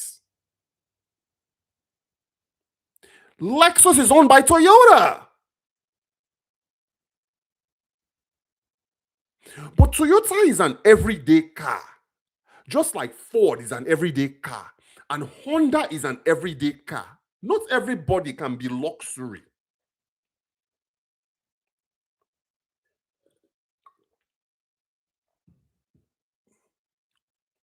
Not everybody can be luxury. So he has missed the opportunity, guys. I'm talking about Innocent and North. To capture the imagination of the local populace and get locals to talk about your car. And could you imagine 230 something million Nigerians? Majority of them they use Legady's Benz. You know, no Legady's. Hey, baby. Hey, babe, we're on our way home. Okay, I'll see you when you get home. Hey, girls. What's up? I'm on live right now. You're on speakerphone. Oh, okay. All right, I love you. All right, girls, I'll see you when you get home. Okay, I love you. Love you. Majority of Nigerians, Legady's Benz, I know they use. Don't even begin them. Let me tell you, the trekking I used to trek when I was in Nigeria. I would trek from Ogba to Aguda. When I was in primary school, I would trek from Lawansin all the way to Elizabeth Fowler Memorial Primary School in Cop there, but where Mashadi. The National Stadium. Innocent could have created a car for the everyday Nigerian that can afford. I'm telling you guys, Most Nigerians have people abroad. Most Nigerians know people abroad. A 500 or even a 750,000 naira car, that's a throwaway car. Are you telling me that most Nigerians wouldn't send that money home for their relatives to start a Uber business or move around? So I'm sorry, guys. I was getting somewhere without my south of France trip. Point I was trying to make is this: in France, the cars are small. Remember when you were a kid, those cars that you can it feels like you can hold the cars in France. They make small cars for French roads. As a matter of fact, the interesting thing in France is this: the smaller your car is, the more action you get. People respect people with small cars. America is different. It's like this. That's why I say I like an Escalade is just big for nothing. Because me, I like to settle. Couldn't we go and copy the French model and just make small cars? Must the cars have to be big? Why can't you make a two-door car, two passenger seats? Is what they do in the south of France now. The roads are like this. Even if you know someone manufactures them for 1 million and he sells them for 1.5, just targeting the local populace. But no, he wanted to go after the middle class Nigerians, the ones that can afford to import a used Mercedes in. Let's just say landed and cleared. $15,000 landed and cleared. You see, that's the market Innocent is going after.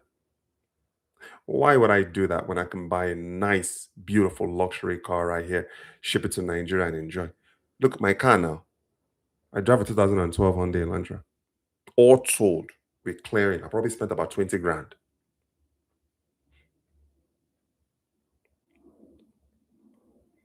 See, that's the kind of. So you want me to spend 20 grand for Innocent when I can spend 20 grand on a trusted brand like a Hyundai Elantra that if I need parts, I can access the parts easily from here. Why do you think Ford cars are becoming more popular in Nigeria now? Because the parts are easily accessible in the United States. Innocent doesn't even make his own parts.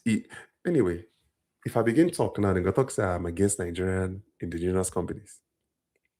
But that's another different a topic for a different time. All right, guys. If I keep going like this, I go to see my family is coming. That's like my thing. So I gotta go, guys. 9 of you. Thank you so much, guys. We will continue this another time. I'm not sure if I'm gonna go live tomorrow because I have a lot of things to catch up on. So I'm probably going to take tomorrow off to catch up on those things, and I'll hop back on Friday to talk to you guys. But thank you so much. If you guys enjoy this, please like, share, and leave me a review. Please leave me a review in the comments. Let me know how I'm doing.